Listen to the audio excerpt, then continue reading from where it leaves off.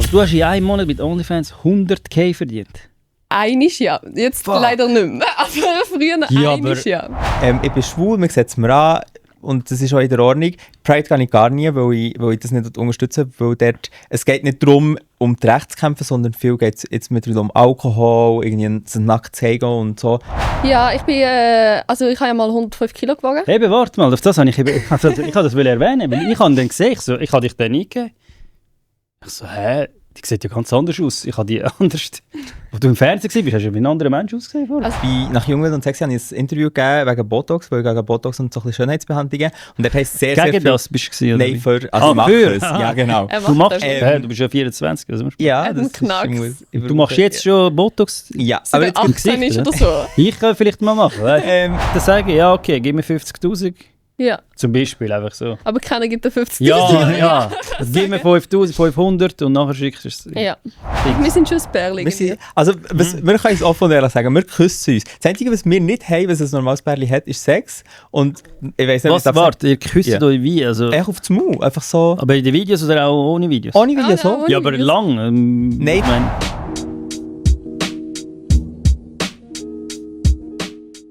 der Podcast wird gesponsert von Super Kimura. Es ist ein Trainer aus Bern. Er macht Videos über Kampfsport auf Social Media. Ich tue unter seine Accounts unten dran in der Videobeschreibung verlinken. Da kannst du jetzt schön draufdrücken und ihm einen schönen Follow gönnen. Dann er sponsert den Podcast. Merci vielmals und einen schönen Abend. Der Podcast wird gesponsert von pitch.ch. Alternativpatronen bis zu 80%. Schaut vorbei, er hat 3 verschiedene Seiten, Österreich, Deutsch und Schweiz. Geht drauf und bringt ihn heim. Mit dem Rabattcode Podcast15 hast du 15% Rabatt auf unser ganzes Sortiment auf candyhouse.ch. Bring ihn heim. So, willkommen bei Bierweich Talk, das ist Folge Nummer 24. Mit heisst du Martha oder Martusian? Oder sprich ich Martusian? Martha, okay. Ja. Ist gut. Und dem Kevin. Ich könnte euch sehr gerne mal schnell vorstellen, deine Cam ist dort und deine ist da. Ich muss dort hineinschauen, jetzt check ich. Also jetzt nur, ja. Okay. Stell dich vor, Ja, was soll ich erzählen? Wer du bist und so, was du machst. Jo, hallo miteinander, ich bin Martha, ich bin 22, ich bin langsam alt. Nein. Ich bin gelernte Landwirtin und habe nachher später ein bisschen Reality gemacht und mache noch ein bisschen Onlyfans und ich lebe in einer WG mit dem Kevin und noch Erik. Erik, Ja. Nein, ein anderer Erik. Okay. Ja, und ich bin ziemlich cool und weltoffen und ja, jetzt bin ich da. Und bringst ihn heim. Ja. Und du? Also ich bin der Kevin, ich bin in diesem Fall Grossvater, ich bin 24. Ja, was bin denn ich, Alter? Ich bin schon tot, weißt du? Ich war auch mal bei Jungwild und Sexy gewesen, darum haben wir uns kennengelernt und wir wohnen zusammen, sonst mache ich noch so KV. Ja? Top. Und ich bin schwul. Das ist cool und ich Das bin ist sehr schwul. wichtig, natürlich. Eben. Ja. Leute sagen immer, ich bin homophob und so, das stimmt gar nicht. Ich gehe die ganze Zeit bei einem Schwulen kochen. Da kannst du ja da einmal mit kochen. Da müssen wir mal schauen miteinander. Sehr wir da etwas Also er finden. kocht nicht viel. Ich bin die, die Du kocht. kannst nicht kochen, oder? Mal, ich kann kochen, aber wir Er machen macht das einfach nicht. Ich hasse Kochen. Im Fall. Ich hasse Egal. Kochen. Ja, dann kommen wir halt zusammen. Wie habt ihr euch kennengelernt? Ich habe damals seine Staffel gesehen und ich habe ihn sympathisch gefunden, also habe ich ihm gefolgt. Und dann, Warte mal, jung, wild und sexy. Ja. heisst es, oder? Ja. Wo läuft das? Die einen, was vielleicht nicht wissen. OnePlus und 3+. Muss man zahlen eigentlich mittlerweile für das? Oder Für OnePlus, also es kommt zuerst auf OnePlus und ein halbes Jahr später kommt es dann im Fernsehen auf 3+. Ah, da muss man nicht zahlen. Nein. Also auf OnePlus musst du zahlen. Okay. Genau. Alles klar. ja, jedenfalls habe ich ihm gefolgt und dann hat er mir geschrieben. Und dann, also, Logi, nachher, also ich habe dir gefolgt und nachher hast du mir geschrieben. Genau. Und er hat dann ganz cringe Sachen geschrieben. Nein, jetzt hört doch auf. Was hast du geschrieben? Ja, ich weiss es nicht, ja, kannst du schon sagen, aber das ist Ja, schon... also das Ding ist, Komm, wir bring haben ihn erst heim. vor kurzem haben wir es angeschaut. Darum, ich bin überrascht, Ja. dass ich geantwortet habe. Er hat so Sachen geschrieben wie so, ja, was zeigst du alles auf OnlyFans, wie viel verdienst du auf OnlyFans? Das sind die ersten... Ja, es sind so angefangen. Und weißt und er schreibt so eine Frage und ich schreibe einen Roman zurück. Ich so, ja, ich bin die Martha, ich bin Pferdemädchen und ja, ich weiß auch nicht genau, vielleicht habe ich einfach, keine Ahnung, ich habe dann einfach zurückgeschrieben und dann haben wir irgendwann zusammen telefoniert und Ja. ja. Wieso hast du denn das gefragt? Hast du auch Onlyfans machen, oder was? Ja, nein, es Oder hat mich machst du auch immer OnlyFans? gewundert. Jetzt mittlerweile ja, Ah, du machst aber es so auch, oder? ganz hobbymäßig, also nicht so wie Martha macht das höchst professionell. Ja. Ich tue halt ganz im kleinen Rahmen. Und bin auch selten online, entsprechend gebe ich nicht so viel Antwort. Aber genau. Und nein, es hat mich mega interessiert und ich weiß nicht wieso. Ja, einfach denke, ich hole mal raus, aber ja. Ja, also mich interessiert eben OnlyFans schon. Also aufgrund von der... Ich höre hure viel, die hure viel Geld dort machen. Aber Ja, das was ist ist so dein bester Monat? Also, sagst du das überhaupt? Musst nicht, aber komm, bring ihn her, komm. Ja, also der beste Monat, den ich je hatte, war, kennst du Aaron aus Deutschland? Aaron? Hey Aaron. Ah, warte. Hey Aaron, was ist das? Sag mir etwas. Warte, aber ich weiß es Das ist gerade ein nicht. YouTube-Dude. Aaron Troschke. Okay. Aaron Troschke. Ziemlich Ja. bekannt. Und Okay. wir haben mit ihm zusammen einen Adventskalender gemacht. Ah, Im Dezember. mit dem Ronda habe ich gesehen. Ja, mit ihm auch. Okay, Und mit das dem habe ich Aaron. gesehen. Und dann, das hat halt ziemlich reingehittet, ja. Dort ist... Voll, weil ich schaue von meinen Gästen, habe ich gesagt, den Content, nachher bin ich bei dir ein bisschen weiter runter und vorher ist bei dir hure krass gelaufen. Das ist ja brutal. Du hast irgendwie, also da eben, wo du mit den Deutschen so Zeug gemacht hast, hast du ja hure viele Views und so, habe ich gesehen, ja. Ja, also dort, ja, was soll man Zahlen sagen? Bring heim, komm. Drop. Also genau kann ich nicht sagen, aber sagen wir Ja, so, ich dort auch ist nicht. richtig 100 gegangen. Also im Der Jahr. Monat. Im Monat, Der 100k? Monat. Ja, nur ein Monat, aber der Monat war richtig das. Gewesen. Also du hast in einem Monat mit OnlyFans 100k verdient? Einisch ja, jetzt Fuck. leider nicht mehr. Aber früher Ja, einisch aber- ja. Was ist denn so ein Durchschnittsmonat, wenn ich fragen darf? Ja, im tieferen 5, was? Ja, so 10, 20. 10, 20k? Ja. Ja, scheiße, schon schlecht im Monat. Das ist hure krass. Scheiße. Ja, Ja. okay. Ja, und darum hast du sehr wahrscheinlich... Hast du nicht wegen dem wollen auch... Nein, ja, durchaus Ja, auch. wenn man ehrlich ist, aber- weißt du. Also ich bin so ehrlich. Ich würde sagen, ja. Also, Es ist sicher Sag nicht, einerseits dass nicht Geld, aber ich bin auch sehr offen.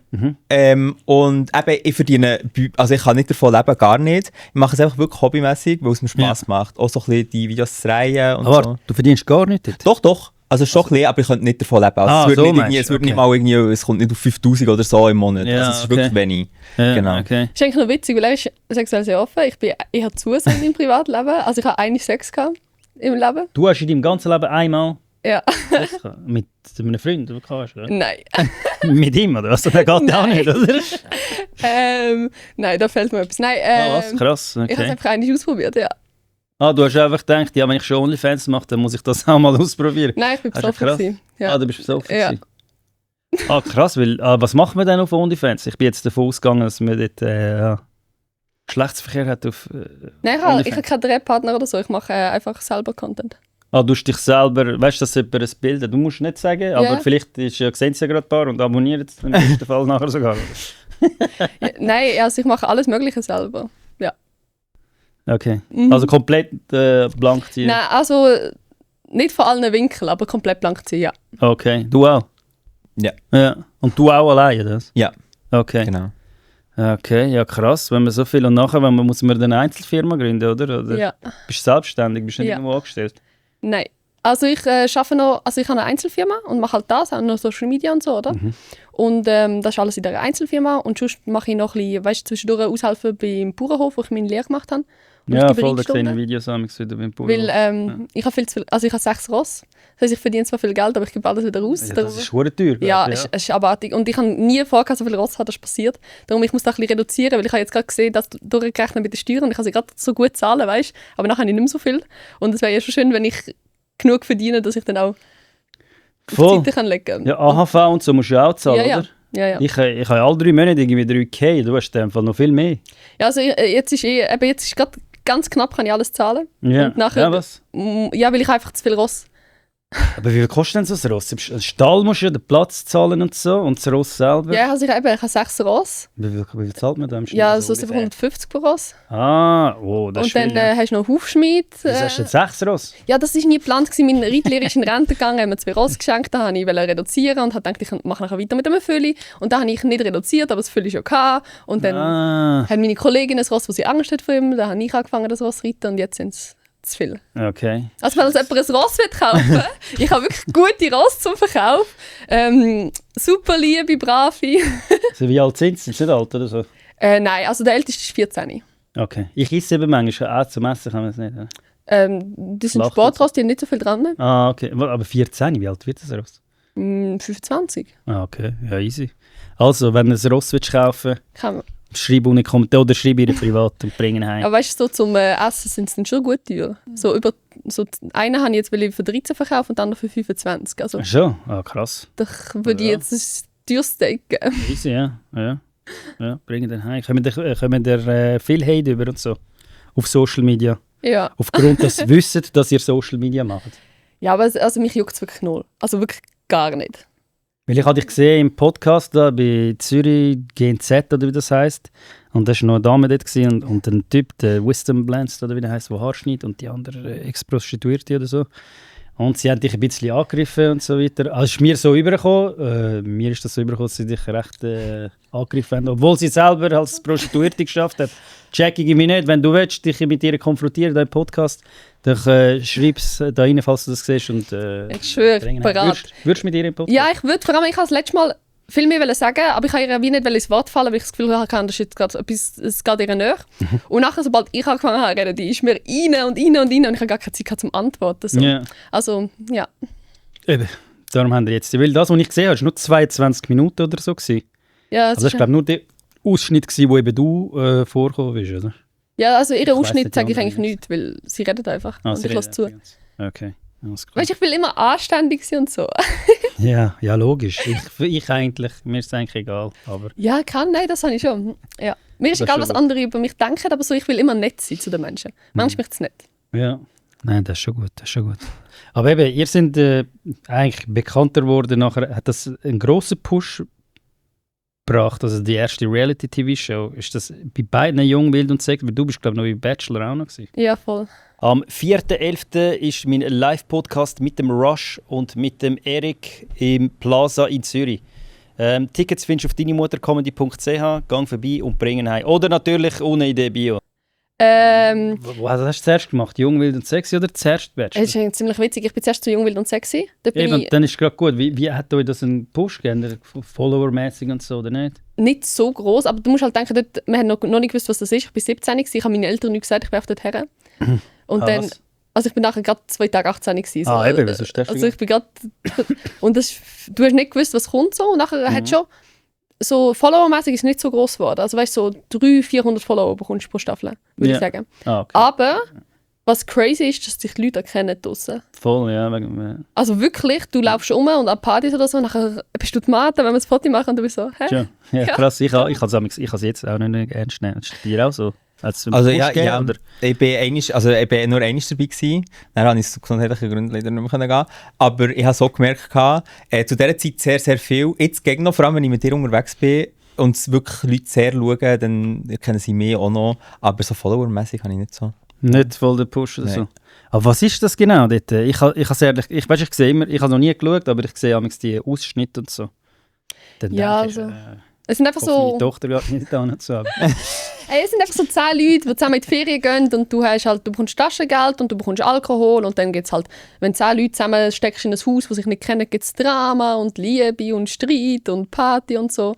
Und ja, manchmal eskaliert es ein bisschen und so und das finden halt Leute lustig. ja, genau, ja, logisch. Eben. Ich schaue ja auch, dass wenn es eskaliert, ist es interessanter und so. Ja, voll.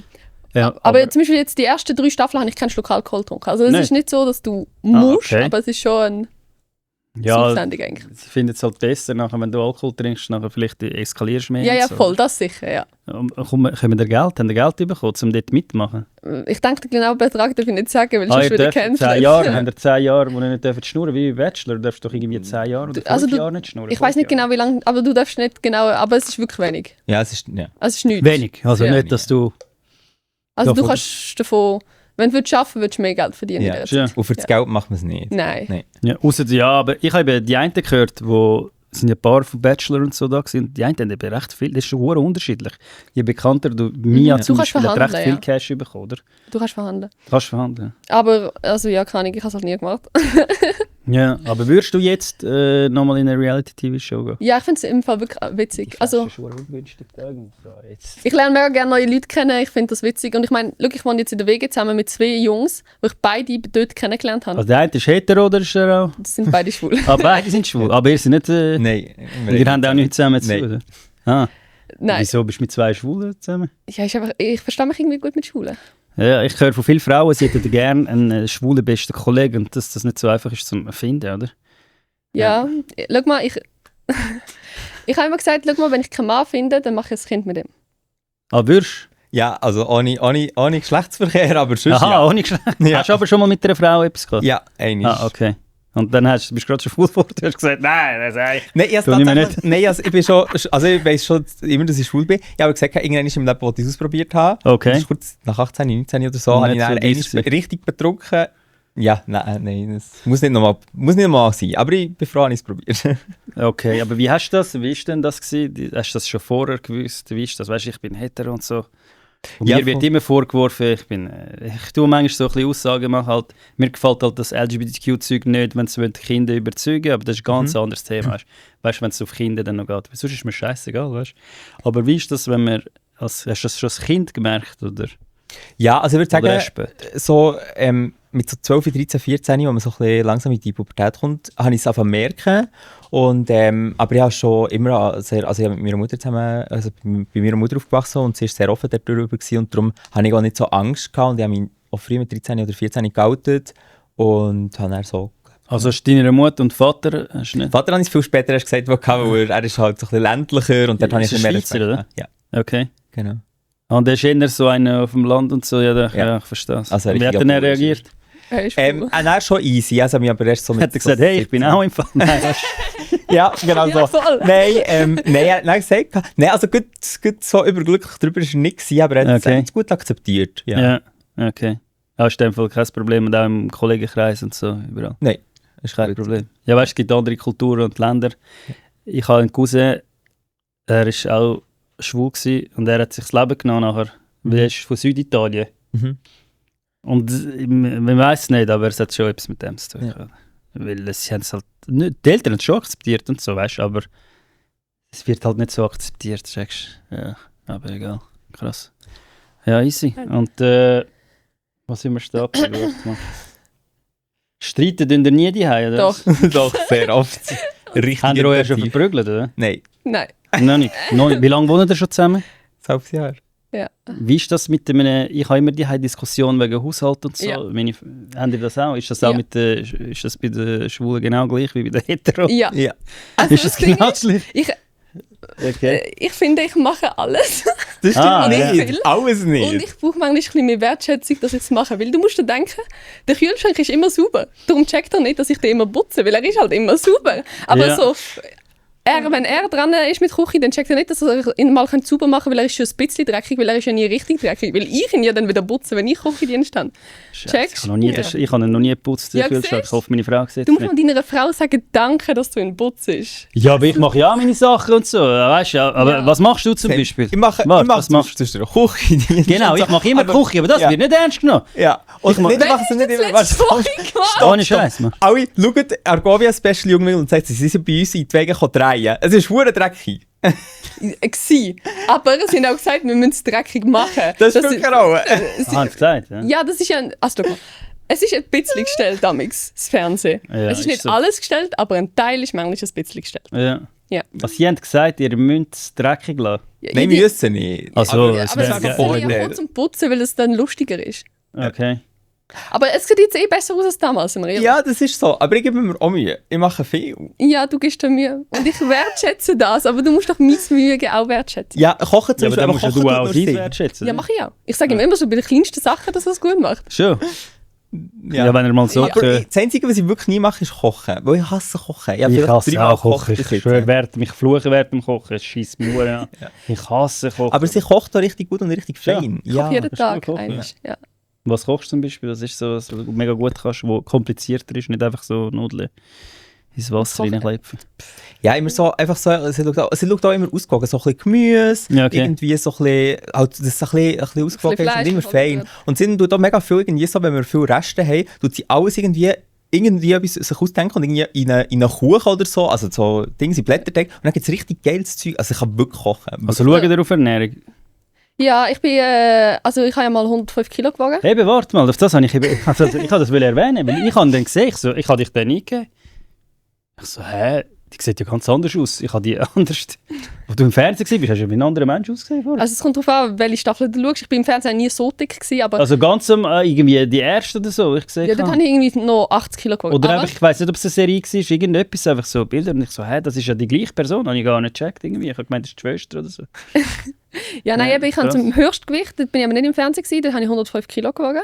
105. Ja, und jetzt wiege ich Ja. so 60. Also Ja. ich habe irgendwie so 45 Kilo abgenommen im Verlauf von meinem Leben. Ah, krass, wie hast du das gemacht? Also, Gott, ich habe immer wieder zugenommen und abgenommen. Weil so, weißt, wenn du ich habe als Kind irgendwie gelernt, dass man immer alles aufessen und dann habe ich wirklich kein Sättigungsgefühl gehabt oder so, oder? Und dann habe ich ja. einfach, weißt, ich kann eine ganze Pizza essen, problemlos. So. Ich kann auch so. Ja. Und nachher hast du einfach nicht mehr aufgegessen, ne? Ja, da, weißt, wenn ich irgendwie viel zu tun habe, habe ich gedacht, ja, ich muss zuerst essen und dann, solange ich esse, muss ich noch nichts machen und dann irgendwann, keine Ahnung, es wird eine Sucht. Ja. Ich habe das Gefühl, es ist so eine richtige Sucht, die du nachher hast. Und nachher aufgehört habe ich ja 1000-mal probiert und irgendwann hat es geklappt. Also wie? Weil letztes Mal haben wir so einen Folgetag gehabt und da habe ich gesagt, fette Leute extra, habe ich gesagt. Und er hat das gesagt, ich distanziere mich, ich habe nichts gegen übergewichtige Leute. Wir haben gesagt, wenn jemand fett ist, hat er extra so gesagt, dann soll er doch einfach nichts mehr essen, weißt du? Dann nimmst du automatisch ab. Ja, also ich glaube, es ist halt eben schwierig, weil du halt wirklich, du bist wie süchtig danach. Also, Und was kannst du als Tipp sagen, jemand, der Übergewicht hat und gerne würde abnehmen?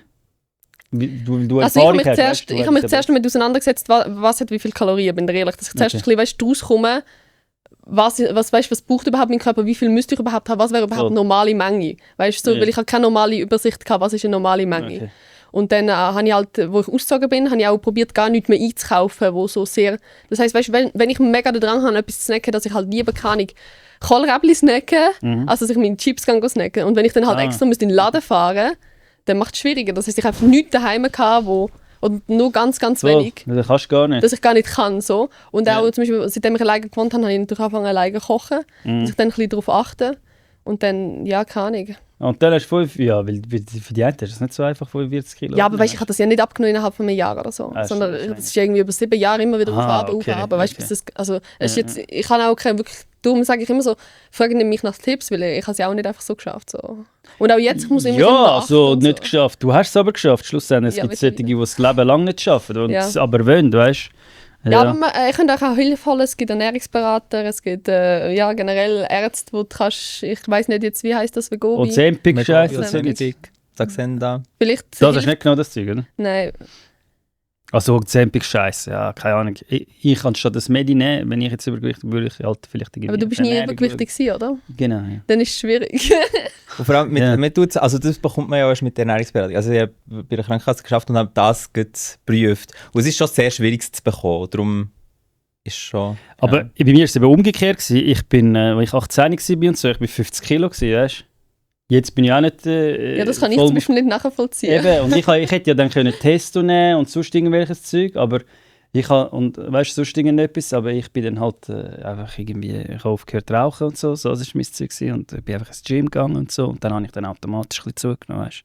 Anstatt, dass ich mir etwas, ist halt meine Meinung, dass ich mir irgendeine Tablette oder etwas nehme, weißt du. Ja, aber also wenn es ohne geht, ist gut, aber so irgendwann... Ja, ich meine, kannst du durch das Übergewicht hast du ja nachher wahrscheinlich mehr gesundheitliche Probleme, Genau, eben. als wenn... Also wenn du die Tablette Ja, nimmst, das ist, also Ozempic Ja, ist ja... das Ich meine, Diabetiker nehmen das ja das ganze Leben lang und die Okay. leben ja auch alle lang. ja. Ja, easy. Oder ja. wie heisst das? Was nehmen sie? Aber das Ja, ist nochmal etwas Neues gibt's, ja, Ozempic. voll. Ja, irgend so etwas. Aber ich kann nicht so gut über Medizin reden, weil ich mich nicht so auskenne. Ja, ich eben auch nicht, ja. Ich dann irgendeinen Scheiss direkt. Ich eben auch, ja. Voll. Und was war euer grösster Social-Media-Erfolg bis jetzt? Deine Hype-Zeit? Ja, wir haben ein paar cringe Videos, die wir zusammen gemacht haben. Zum Beispiel, wo ich so eine Binde auf den Augen habe und er tut mir so Getränke ins Gesicht reinjeiten. Und dann Das bin ich... Rossvideo war viel viraler gewesen. Welches? Das Rossvideo. Ah ja, dann Was ich... war das gewesen? Also ich habe halt mich wie lustig darüber gemacht, was die Reaktion von Menschen ist, wenn ich sage, ich reite. Weißt du, die sagen jetzt immer, kannst du mich auch reiten? Oder Ah, so das Sachen. habe ich gesehen. Und nachher, dann ja. habe ich halt ihn geritten. Also, wie hast du ihn auf dem Rücken geritten? Das? Ja, jetzt Ja, sind wir nein, sie auf er ist den am Hof Boden gefahren. gelegen und ich bin Ja. halt- Sie ja. sind wir sie auf den Hof gefahren, sie sagt mir dort so. Das Video, ja, ich weiss. Und sie Nein, du sagt bist mir nicht im auf dem Auto, Rücken. ich muss die dann reiten. Und ich so, ja okay. Ich habe wirklich nie so weit gedacht, das hat ja dann irgendwie 6 Millionen Aufrufe, jeder Ja. reactet drauf. Ich so, Ja, ich habe Reactions sogar drauf gesehen, ja, voll. Wo dann aber nicht unbedingt positiv waren. Nein, aber ist egal. Klicks sind Klicks. Ja. Haben ihr viele Hate-Nachrichten eigentlich? Ja. Ja. Social Media, wie gehen ihr mit? Ich habe auch viele Hate-Nachrichten, weißt du? Und ich frage euch, wie geht ihr mit dem um? Stresst es euch? Also mich stresst es wirklich nicht. Ich habe Menschen in meinem Umfeld, ich liebe die Menschen, die lieben mich, und die Menschen, die mich nicht so mögen, wie ich bin, so, die jucken mich nicht. Weil, weißt, ich stehe hinter mir, ich stehe hinter meinen Sachen, die ich mache, und wenn ich irgendwie mal irgendetwas mir anders überlege, dann ändere ich es halt. So, weißt, jeder macht seine Fehler und so, aber weißt, wenn mir irgendjemand schreibt, du Schlampe, so, weißt, das juckt mich. Schreibt das viel, oder? Ja, schon, aber es juckt. TikTok wird eben viel gesperrt nachher, oder? Auf Insta kannst du aber vor. Ja, also er schaut damals meine Instagram-Nachrichten durch. Also DMs meinst du? Ja. Sie schreiben das sogar privat so Dinge. Ja, aber so weißt du das. Was? Auch nicht Kommentare unter dem Video? Das wahrscheinlich auch. Ja. Aber es juckt mich wirklich nicht. Ja, Kommentare unter dem Video lassen das Video sogar besser laufen oder viral gehen. Ja. Oder? Das ist noch... Bei mir haben sich mal irgendwie 3 Dudes über die Bibel unterhalten, und zwar wirklich irgendwie 50 Nachrichten. Und das, wenn sie untereinander diskutieren, das ist eben das gut. Ist Ja, geil das finde ich eben gut. Ja, das habe ich auch gut gefunden. Dann siehst du die ganze Zeit bam, bam, und dann weißt du, das Video wird laufen. Voll. Ja, voll.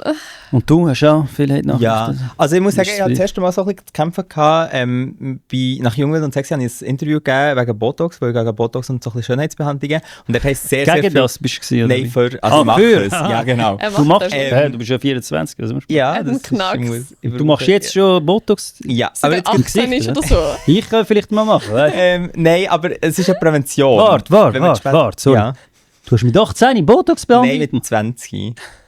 21. Also wo? Stirn und Schon? Reihenfüße. Ja. Jetzt habe ich es schon lange nicht gemacht, darum kann ich es wieder recht bewegen. Okay. Aber, Du hast nicht mehr können bewegen? genau, ja, du kannst es ein halbes Jahr lang nicht bewegen, gar nicht. Und ich mache es momentan einmal jährlich so ungefähr, probiere ich. Genau, PRP-Behandlung habe ich gemacht, also Vampire Lifting. Warte, PRP, das ist für Haar, oder? Haar und auch Vampire Liftings ist mit dem das Gleiche für das Gesicht, habe ich gemacht. Okay. Ja, das ist eigentlich alles. Das ist eigentlich so das. Und dort habe ich bei Blick nach ein Interview gegeben, und dort haben halt mega viele, auch Ältere, haben mich dort so recht gehatet. Und das ist das erste Mal, was mir nachgegangen ist, aber das war das letzte Mal gewesen. Was hast du zum Beispiel geschrieben? Ja, so ganz viel einfach so, ich weiß nicht, auch so persönliches Zeug, irgendwie so, das, keine Ahnung, ich weiß nicht mehr. Aber das hat dich aufgeregt, weil haben wir angerufen und hat sich wirklich einfach aufgeregt ab dem. Aber das war das einzige Mal gewesen. Und jetzt mittlerweile juckt es mich gar nicht mehr. Also wenn sie Schwuchteln, darf man in im Podcast etwas sagen? Du darfst Wenn sie alles sagen. Schwuchteln Bring oder so, das juckt mich wirklich null. Mir juckt es, wenn es mal auf Familie geht. Wenn eine Familie geht, ja, bei mir haben sie auch schon meiner Tochter gesagt, dass sie sie umbringen und so Zeug, ja, voll Aber krank. das ist gottlos. Ja. Oder ich schaue... Was mich am Anfang gejuckt hat, ist, wo eben mein Bruder gestorben ist, haben die Leute damals kommentiert, ja, besser, wenn man so eine Schwester hätte, ist sicher an dir gestorben und so. Und das hat mich ein bisschen gestört, weil ich mir... Voll Stress. Mir hat es gestört, dass sie ihm das ins Maul legen, obwohl ich ihn ja kennt habe und ich gewusst habe, dass der immer hinter mir steht und dass er das cool gefunden hat, was ich mache, oder? Mhm. Und dass sie ihm nachher ins Maul legen, so kann ich, dass ich für ihn besser sage und so, das hat mich am Anfang schon gestört, aber jetzt schaue ich es wie einfach nicht mehr an. So. Ich habe jetzt für die Leute zum... wie hat dein Bruder geheißen? Miran. Miran? Ja. Miran. Ja. Dass man ihn in Erinnerung behält. Miran, falls du es siehst, bringen heim. Was ist dort? Ja, wir wissen jetzt nicht, ob er es sieht. Ja, weiss, ja. Wir wissen es, vielleicht ist er da sogar. Ja, aber du hast einen jüngeren Bruder und der ist ja gestorben, oder? Ja, also... Du musst nicht sagen, wie und so weiter, das ist kein Problem. Aber ich habe dann gesehen, Leute haben geschrieben, du traust zu wenig oder so, voll krank. Ja, ich glaube, das ist in der Gesellschaft so ein bisschen eine Sache, wie geht man mit Tod um. So, ich glaube, also jeder muss ja irgendwie das durchmachen, aber so... Also weißt du, ich bin ja teilweise auch überfordert, was sagst du denn, weißt du, zu so einer Person, was machst du und so? Also dir hat jemand zum Beispiel geschrieben, du traust es weniger. Ich habe das nicht ganz mitbekommen. Nein, also eben, Leute sagen, also keine Ahnung, weißt, ich kann nicht so gut brüllen von anderen Menschen oder so, weißt, mein Coping ist einfach, ich probiere einfach weiterzumachen, einfach, weißt, irgendetwas machen, damit ich nichts mache, so. Und dann ist es so gewesen, hey, bist du gar nicht traurig und so, wieso flänzt du nicht, wieso machst du Videos, aber was soll ich sonst machen? Das ist das, was ich immer mache. Du musst dich ja nicht aufnehmen und, weißt du, was ich meine? Ja, also keine Ahnung, ich bin so, ich kann, weißt, egal wie du tust, wenn du brüllst, dann wieso machst du das im Internet, wenn du nicht brüllst, wieso brüllst du nicht, wenn du... ich habe an der Beerdigung gelacht. Du hast an der Beerdigung gelacht? Zuerst habe ich brüllt, aber nachher ist meine Kollegin gekommen, die ich seit 4 Jahren nicht mehr gesehen habe, und sie ist plötzlich dort gewesen. Nachher haben wir über das Leben geredet und plötzlich habe ich einfach gelacht. Weißt du, ist einfach so. Und dann, wieso lachst du jetzt? Aber es ist einfach irgendwie plötzlich, weißt du, was ich meine? So, mich nervt es, wenn andere Leute da reinreden, wie du jetzt richtig damit umzugehen hast. Weil du weißt ja selber nicht, wie du damit umgehen und voll. Andere, ja, weißt du. Ja. Aber, ja, okay, du hast vielleicht gelacht, weil er... Ich habe nicht über Hast ihn vielleicht gelacht. irgendetwas erzählt oder so? Ja, voll. Ich habe einfach gerade gelacht, weil es irgendwie plötzlich ein gelöster Moment war. Ja. Und es war ja nicht gerade, wo er, keine Ahnung, Nein. Ich weiss nicht, wie er begraben wurde. Ist nicht so. Ja, weil ich bin auch, wie in Italien, ist so Glassarg und so. Und ein anderer Cousin von mir ist vor kurzem mit einem Autounfall gestorben. Und dann bin ich dort, siehst du in ihm Glassarg und so. Und dann musst du dich so aufheben, dass noch Luft reinkommt und so Zeug. Und ich habe ihn auch dort gesehen und ich habe auch nicht brüllt. Ja, mein Bruder... Ja, und die einen brüllen halt, die anderen brüllen halt nicht. Checkst du? Und ich habe gerade reingekommen und gesehen und ich kann nicht brüllen, ich weiß nicht. Ja. Mein Bruder ist 3 Tage bei uns in der Stube gelegen. Was? Ja, weil das ist so eine ukrainische Tradition. Du bist Ukrainerin? Ja. Man sagt, dass die Seele noch 3 Tage im Körper drin ist. Aber warte, wie läuft das ab? Man tut ihn dann... Er war aufgebahrt im Sarg. In einem Glas? Nein, der Sarg ist offen. Ein normaler Sarg? Es ist ein normaler offener Okay. Sarg. Und dann können sich die Leute von ihm verabschieden. Und es sind auch Leute, so Freunde gekommen, Leute aus seiner Klasse sind gekommen und haben sich verabschiedet. Und wir haben dort geschlafen halt in diesem Zimmer. Und dann kommt nachher noch ein Pfarrer, also ein ukrainischer Pfarrer ist gekommen. Ja. Und hat wieder Abschluss gemacht, Abschied gemacht. Und dann kann in dieser Zeit sagt man halt so, du kannst noch reden mit ihm, er hört dich noch, man lässt aber die Fenster offen, halt, dass die Zelle raus kann. Genau, ja. Und ja, wir haben zum Beispiel dort gegessen und dann ist plötzlich halt so eine Traube runtergefallen und immer in seine Seite gerollt. Dann dachte ich, ja, vielleicht will er die, also Yes, dann haben wir ja. die Traube mit den Sarg hineingelegt und so. Also einfach so, man macht halt das als Verabschiedung. Aber dort ist es eben ein Sarg, wo eben das noch kühlt und so, weil das fängt ja dann ein Verwesungsprozess vom Körper an. In 3 Tagen ist das einfach ein normaler Sarg und der liegt einfach dort. Ja, das Ding ist halt, es war Oktober gewesen, Nicht so... und ja. es ist kühl gewesen und die Fenster sind offen gewesen. Also es hat nichts geschmeckt oder so. Ah, nicht? No, Nein. weißt du, nach 3 Tagen oder so, Mhm. könnte man mir noch vorstellen, nicht? Es hat nichts geschmeckt, nein. Das ist nicht komisch, dass wenn man nachher mit jemandem dort schläft und so. Bei uns ist es eben, das ist auch so, die bleiben dort in dem Sarg und dann können alle kommen und es ist einfach offen. Und jeder kann reinkommen und sich verabschieden. Aber nachher tut man dann begraben am gleichen Tag. Und Wir bei haben- uns 3 Tage, dann weißt du, Also vielleicht ist sind das, es wenn 2. man schläft. Aber also, Komisch, hat das Gefühl. Also. für mich, also es war für mich surreal gewesen. So, für mich ist das nicht mein Bruder gewesen, weil es sieht anders aus. Weißt du, irgendwie, wenn ein Mensch tot ist, sieht er anders aus. Ja, ich sehe nicht gleich. Also er hat für mich nicht ausgesehen nach meinem Bruder, mehr so wie eine Wachsfigur. So. Ja, voll. Und ich bin halt mehr wie... Ich habe das wie noch nicht so wirklich realisiert, dass er tot ist. Und ich bin mehr dort einfach gewesen, weil ich gewusst habe, ich muss jetzt eigentlich da sein für meine Eltern. Weißt du, was ich meine? Ich muss jetzt einfach da sein. Und ich bin zum Beispiel auch rausgegangen, wenn seine Kollegen gekommen sind oder so, weil das war mir zu viel gewesen, weißt, wenn andere Leute noch brüllen oder wenn Leute Voll. auf mich zukommen und ich habe gar keine Lust gehabt auf Kontakt. Ich einfach will, dass Menschen normal mit mir umgehen, weil dass ich einfach irgendwie normal tue, weißt, dass ich nicht will, eben vor anderen irgendwie Gefühl zeigen oder so, finde ich Arsch. Also, Okay. ja. Ja, ich weiss, was du meinst. Ja, voll. Du hast ihn auch gekannt, oder nicht? Einmal gesehen nur, an einer Party. Und ihr habt euch danach dann eigentlich besser kennengelernt? Nein, wir haben schon vorher wir haben uns sehr gut gekannt. Irgendwie haben wir uns nicht so viel getroffen, weil wir recht weit auseinander gelebt haben. Mhm. Und ich hatte ihn einmal, glaube vorher wäre schon mal Plan gewesen, habe ich dann aber leider müssen absagen. Und dann hat es eine Jungwild- und Sexy-Party gegeben und dort habe ich ihn gesehen und es ist... Ja, er war auch der, gell? Bei dieser Sendung, ja. Hat er auch bei dieser Sendung mitgemacht? Wir sind eine Sendung zusammen gewesen, ja. Ah, zusammen sogar? Ja. Ah, okay. Das war geil gewesen. Ah. ja. Aber warte. Ist er schon volljährig gewesen, nicht, oder? Doch, er war 18 gewesen. Ah, man muss ja volljährig sein. Ja, er also ist gerade wenn du 18 18 wirst, kannst du gerade dort hin. Ja, er ist Eigentlich, jetzt im ja. Dezember 19 geworden. Ja. Ah, okay. Und was hast jetzt du besser gefunden, das oder Bachelor? Mega unterschiedlich. Es ist schwierig zu sagen. Ich habe beides gut gefunden. Bachelor muss ich sagen, ich bin ich bin noch ein bisschen, keine Ahnung, ich bin im echten Leben schüch, was Männer angeht.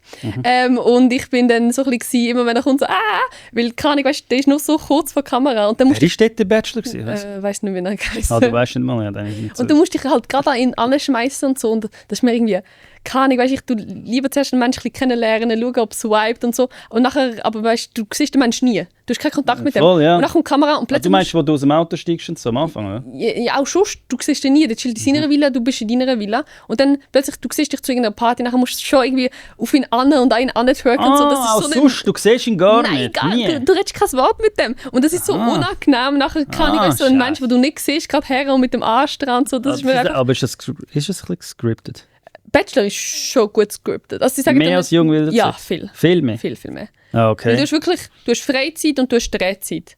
Und das ist Trend. Jungwild und Sexy wirst einfach oft gefilmt, wirklich.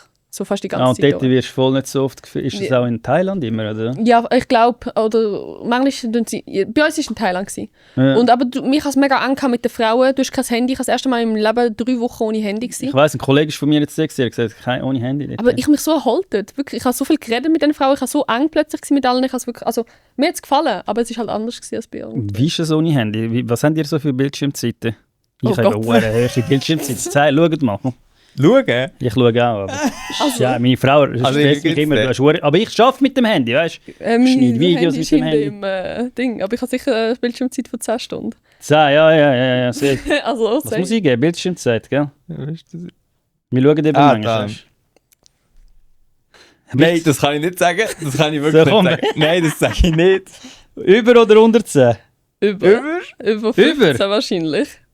Was, über 15? Ja, dann irgendwie 18 oder 19. Alter, aber Ist warte, nur du bist am im Fall nicht der Einzige, gell? Ich kenne hure viele, die solche haben. Also ich habe 16 Stunden und 38 16? Durchschnitt. Ich kann irgendwie gar nicht schauen. Durchschnitt. Durchschnitt 16 Stunden. Ja. Und 8 Stunden Pench, 24, ja? Also 8 Ja. Stunden Pench. Aber ich muss Sachen sagen, ich bin jetzt 16 gerade arbeitslos. Ich bin jetzt gerade momentan arbeitslos. Ich bin jetzt auf Arbeitssuche. Darum habe ich Zeit. Ja, was machen ihr dann am Handy? Also ich schaue auch manchmal so Videos und so. Ah, da, Bildschirmzeit. Ja, 9:23 kann ich auch. Ich schaue TikTok, ich schneide. Ich mache... Schaffst du auch mit dem Handy? Ja, ich arbeite. OnlyFans und so, machst du alles mit dem Handy? Ja, mache alles mit dem Okay. Handy. Und was ich auch mache, ist, ich habe jetzt Duolingo und Bam. Ah, meine Frau macht das auch. Bam. Duolingo, was lernst du für Sprache? Japanisch und Französisch. Ja. Ah, okay. 2 sogar. Ja, ich habe aber irgendwie gedacht, ich muss mein Leben in den Griff bekommen. Ja, nachher haben wir das Leben im Griff, wenn wir Japanisch machen. Aber ich habe gedacht, besser als TikTok scrollen. Ja, okay, das Weißt du, stimmt. anstatt TikTok scrollen. Aber habe ich warum gedacht, kann ich- Französisch und wieso Französisch? Das braucht Ja, weil ich kein das in der Mensch. Schule... Schau, ich bin 7 Jahre dort gesessen für nichts. Also irgendetwas muss... Also wo, in der Schule bist du für nichts gewesen, oder? Ja, Französisch, schön, Ja, ich voll. das Wort Französisch. Ich Ich hätte einfach das zulassen und dann hätte ich jetzt Französisch können. Aber ich habe einfach nichts gemacht 7 Jahre lang. Und das ist eigentlich voll traurig. Einfach nur nichts. Das ist genau das, was ich auch schon mal gesagt habe. Ich check nicht, wieso ich habe, weil, weißt du, die Italienisch können, die sind mega gut immer im Französisch. Ja. gewesen. Aber wenn ich jetzt da im Französisch, ich kann mit ihm nicht reden, das geht nicht. Ja. Ich habe keine Ahnung, ich bonjour und fertig, ich weiß nichts mehr. Nachher. Aber hauptsächlich so hure gut in der Schule gewesen dort, ja. Ja, meine Frau ist Duolingo Italienisch am Lernen, aber sie kann, Ah, für dich? versteht alles. Ja, aber Das ist sie, herzig. ja. Ja, 6er kann ich Italienisch. Ich bin Haben die Italienisch gehabt in der Schule? Ich bin in Nebenfach gegangen. Ich bin 2 Jahre lang gegangen, habe immer einen 6er bekommen. Aber wir haben nichts gemacht. Wir sind immer rausgegangen, Fernsehen schauen. Und die Lehrerin hat während dem Test alles uns gesagt. Darum haben wir dann 6er im Zeugnis Ich habe gehabt. Latein nebenfach. Ja, Ja. ich konnte das Zeug gar nicht können wählen. Ich bin richtig gut in der Schule. Weil mein Vater ist so... Meine Eltern haben beide studiert, sind beide so mega schlau und so. Und die haben halt wollen, dass ich ihre Fußstapfen tritt. Und jetzt, Ja. was, schau mal, was aus mir geworden ist. Die haben nicht OnlyFans gemacht. Ja, aber warte mal. Schau, ich bin auch nicht ein Fan von OnlyFans und so. Und ich will auch nicht, dass meine Kinder später... Ich habe 2 Töchter, oder? Ich will auch nicht unbedingt, dass sie OnlyFans machen. Also ich will auf keinen Fall, dass sie OnlyFans machen. Sagen wir ehrlich. Aber 100'000 Stutz im Monat verdienen ist schon krass. Ja, das ist ja Sag nicht dir jeden ehrlich. Monat. Und du hast nicht einmal... Ja, ich weiß, aber es war ein Monat, gewesen, was Ja. so war. Aber auch schon 10, 20k. Also Ausbildung haben ihr beide nicht gemacht? Doch, oder? doch. Doch, doch. Ah, was haben ihr gemacht? Also ich bin Landwirtin, ausgebildet. Ah, du hast das als Ja, Ausbildung gemacht? also- Ah ja, hast du ja vorher gesagt, aber ich habe nicht gecheckt, dass du das als, Doch, als doch. Lehrabschluss... Ich habe Lehrabschluss, dort alles, EFZ. Und ich mache jetzt auch weiter noch eine Wirtschaftsschule. Also ich habe mich noch nicht ganz entschieden, welche, aber ich will, seitdem ich Einzelfirmen aufgebaut habe, merke ich, dass ich ein paar Sachen würde mich gerne ein bisschen vertiefen, weißt, Hm. was das angeht. Will dort noch etwas machen in die Richtung. Und dann später in die Sozialrichtung etwas machen. Ja. Ja. Ah, du willst OnlyFans nicht für immer machen? Nein. So Granny-Content oder so später? Wer weiß, aber also weißt, ich habe jeden Tag einen neuen Plan. Ah, du tust einfach, aber ja, wie sieht der Arbeitstag denn von dir aus? So, wie kann man sich Zurzeit das habe ich zu vorstellen? viel Ross. Weißt du, viele denken, sie tun einfach ein bisschen da Video aufladen, so Influencer und so, dass das gar kein Job ist. Bei mir auch, sagen sie, ja, was ist das, und so, geh mal arbeiten und so, sagen sie mir, weißt Also ich arbeite brutal viel, würde ich sagen. Ich habe keinen Tag frei oder so. Und zurzeit habe ich halt noch ein Hobby, das mega viel Zeit in Anspruch nimmt, was das Reiten ist, oder? Aber sag mal so, ich bin eben, Nur arbeiten zum Beispiel. Nur- was jetzt du nur als arbeiten, oder? bezeichnest, ja. was ich arbeite, ja, also kann ich, weißt, wenn ich Videos aufnehme, sagen wir, wenn ich ein Video schneide, habe ich so irgendwie 2 Stunden an dem und dann Also ein Video für TikTok und Instagram oder ein OnlyFans-Video? TikTok das und auch Instagram, OnlyFans schneide ich auch, tue ich Ja. auch bearbeiten. Letztes Mal, okay, machen wir ein Beispiel. Ich habe letztes Mal ein Skript gemacht für OnlyFans. Und dann habe ich gedacht, wir länger 2 Stunden, okay? Ah, du tust zuerst ein Skript machen oder so? Also ich tu mir eine Idee aufschreiben, ich schreibe die Idee auf und dann nehme ich das auf und so. Du hilfst nicht bei dem? Nein. Noch nicht. Noch nicht, ja. Aber er hat es auch schon gesehen. Weil dann frage ich manchmal, wie findest du das oder so. Ja. Dann schreibe ich mir meine Idee auf, meinen ganzen Ablauf, wie ich das will machen und so. Dann nehme ich das auf. Dann ist das etwa 3-4 Stunden gegangen. Und dann habe ich das noch 4-5 Stunden geschnitten. Dann habe ich 9 Stunden gehabt, nur für das eine Skript. Krass. Aha, ich habe gemeint, so OnlyFans-Frauen, die müssen einfach... Also OnlyFans-Frauen. Weißt du, was ich meine? Frauen, die OnlyFans machen. Dass die einfach, zum Beispiel in der Küche stehen, sie einfach das Handy an und filmen sich ein bisschen. Oder beim Duschen oder so und fertig. Und das dann aufladen. Ich habe das gemeint. Dass Ja, das also, so ist. Weißt, Vielleicht gibt es Leute, die das so machen, weiss aber ich nicht, gebe mir komme schon, nicht also ich gebe mir schon Mühe, ich überlege mir auch, wie ich es am besten mache und so, weil was... Also wie sagt man denn, wenn man... Ich schreibe mir eigentlich ein Drehbuch manchmal sogar. Also du machst dann wie so einen Film, oder was? Du dich verkleidest, oder was? Ja, teilweise. Oder ich tue irgendwie eine Szene mal ausdenken, wo passiert, was sieht sexy aus, was ist too much, was ist nicht mehr ästhetisch und so. Aber als Beispiel, was ist denn so? Ist das wie im Film, oder? Ich komme nicht raus. Oder was machst du genau? Als Darf ich Beispiel sagen? von Darf einem ich Video. sagen? Komm, sag Nein, du. ich habe Angst. Okay, sag nicht. Okay, Darfst dann, nicht, dann halt, ist gut. Komm, bringen. Also ich finde, so Schulmädchen, die zur Nachhilfe geht, also sie macht wirklich so Storylines, wo sie wie ein Ding Hat es dann auch aber einen Lehrer? Nein. Wer ist, also du spielst einfach Also sie nur tut Zeit, wo man dich sieht? dass die Person, die es schaut, dass sie wieder Lehrer ist, ob sie helfen kann. Also, ja, das ist aber... Oder ich koche. Und dann tue ich mir irgendwie mit Happy End, dann tue ich mir so irgendwie kochen und dann, weißt du, so beim Rühren ist es ein bisschen sexy, es spritzt auf die Lippen, ich mache den da. Also nackt kochen, ne? Nein, ich bin zuerst angekleidet. Nachher tue ich irgendwie, weißt du, so beim Backen tue ich ein bisschen aufs T-Shirt. Nachher tue ich das T-Shirt abziehen. Weißt du, das okay. ist so wie... Es ist ein Verlauf, ja. Und was kostet so ein Abo? Weißt du, für Leute, die wirklich keine Ahnung haben? So. Mega unterschiedlich. Gibt es verschiedene Abonnements, oder was? Nein, du kannst einfach immer entscheiden. Und manchmal kostet es 12, manchmal 5, manchmal... Du kannst entscheiden, wie Ja, viel ja. das Abo kostet. Aha, Und es ist auch so... für einen Monat. Ja, aber Okay. das ist nicht... Deine Haupteinnahmequelle ist nicht das Abo. Aber Sondern du was? schreibst mit den Leuten und verkaufst nachher Bilder und Videos. Ah, was? Das ist deine Haupteinkommen. Ach so, du hast einen Kontakt mit Leuten und so? Ja. Und du schreibst mit ihnen? Ja. Und der ist anonym, oder? Mit Die Cam? Leute, die sind anonym. Anonym? Ja. Aber bist nicht da mit einer Cam und so und Nein. er sieht dich? Aber kannst auch live streamen. Aber mach ich Kannst nicht. auch? Ich hätte so viele Ideen, du am liebsten, ich will noch YouTube machen und go reisen und so ein bisschen, weißt, streamen und so, aber Zeit, ja, das Leben ist hart. Also der sagt zum Beispiel, hey, schick mir dann ein Bild so, keine Ahnung, von den Brüsten oder weiss ich nicht. Ja, ja. Und dann schickst du ihm das, Ja, je ja. nachdem, wie die Situation ist. Aber du kannst dann mit ihm abmachen, ja, aber du musst mir so und so viel zahlen. Ja. Und da gibt es sicher Leute, die sehr viel Cash ausgeben. Ich kann mir schon vorstellen, Ja. dass so Millionäre, so Ältere. Ja. Aha, du kannst dann dort sagen, ja, okay, gib mir 50'000. Ja. Zum Beispiel, einfach so. Aber keiner gibt dir 50'000. Ja. Gib mir 5'500 und nachher schickst du es. Ja. Ach so läuft. Dort macht man mehr Geld als eigentlich bei den Abos. Ja, also im Feed habe ich auch keine Nacktbilder drin. Das ist, weißt du, wenn du ein Abo hast, also nicht ganz nackt, ich tue manchmal ein bisschen. Aber nicht Dann ist so. es wie verschwommen, da kannst du draufdrücken. Das gibt es auch, aber das mache ich selten. Aber das kannst du auch machen. Okay. Du musst dir ein bisschen Strategien ausdenken. Du musst ihm ein bisschen Tipps geben, dass er noch ein bisschen alles machen kann. Aber er hat gesagt, er verdient noch nicht so viel, oder? Nein, also das ist schon nicht das Ziel. Weil ich will es auch nicht hauptberuflich machen, ich will nicht mehr davon abhängig machen, glaube ich. Aber ich finde, weil ich mache es so ein bisschen aus Spass. Gut, du eigentlich auch. Aber ich sehe es halt bei ihr, es ist sehr viel Aufwand. Es wird auch entsprechend ausgezahlt, gelöst, Schluss, ja, eben, es wird aber entsprechend. sie arbeitet halt schon. Gut, Rossi noch nebenbei, aber wenn sie schreibt, sie tut Videos machen, sie schneidet und so. Und das sehe ganz viel nicht, aber irgendwie zwischendurch schläft sie irgendwie mal eine Nacht nicht, weil sie das bis dann geliefert haben. Dann am nächsten Tag irgendwie nur so 4 Stunden. Und dann denke ich mir so, und dann kocht sie noch für mich. Eigentlich sollte ich das schlecht Gewissen haben. Scheiße. Ja, Aber eben, nein, viel- es ist viel Arbeit und es ist, ja. Ja. Aber was ist das eigentlich die Hauptdynamikquelle? Ja. Oder haben ihr auch noch andere, also ja, das ist ja logisch, dass die Hauptdynamikquelle ist.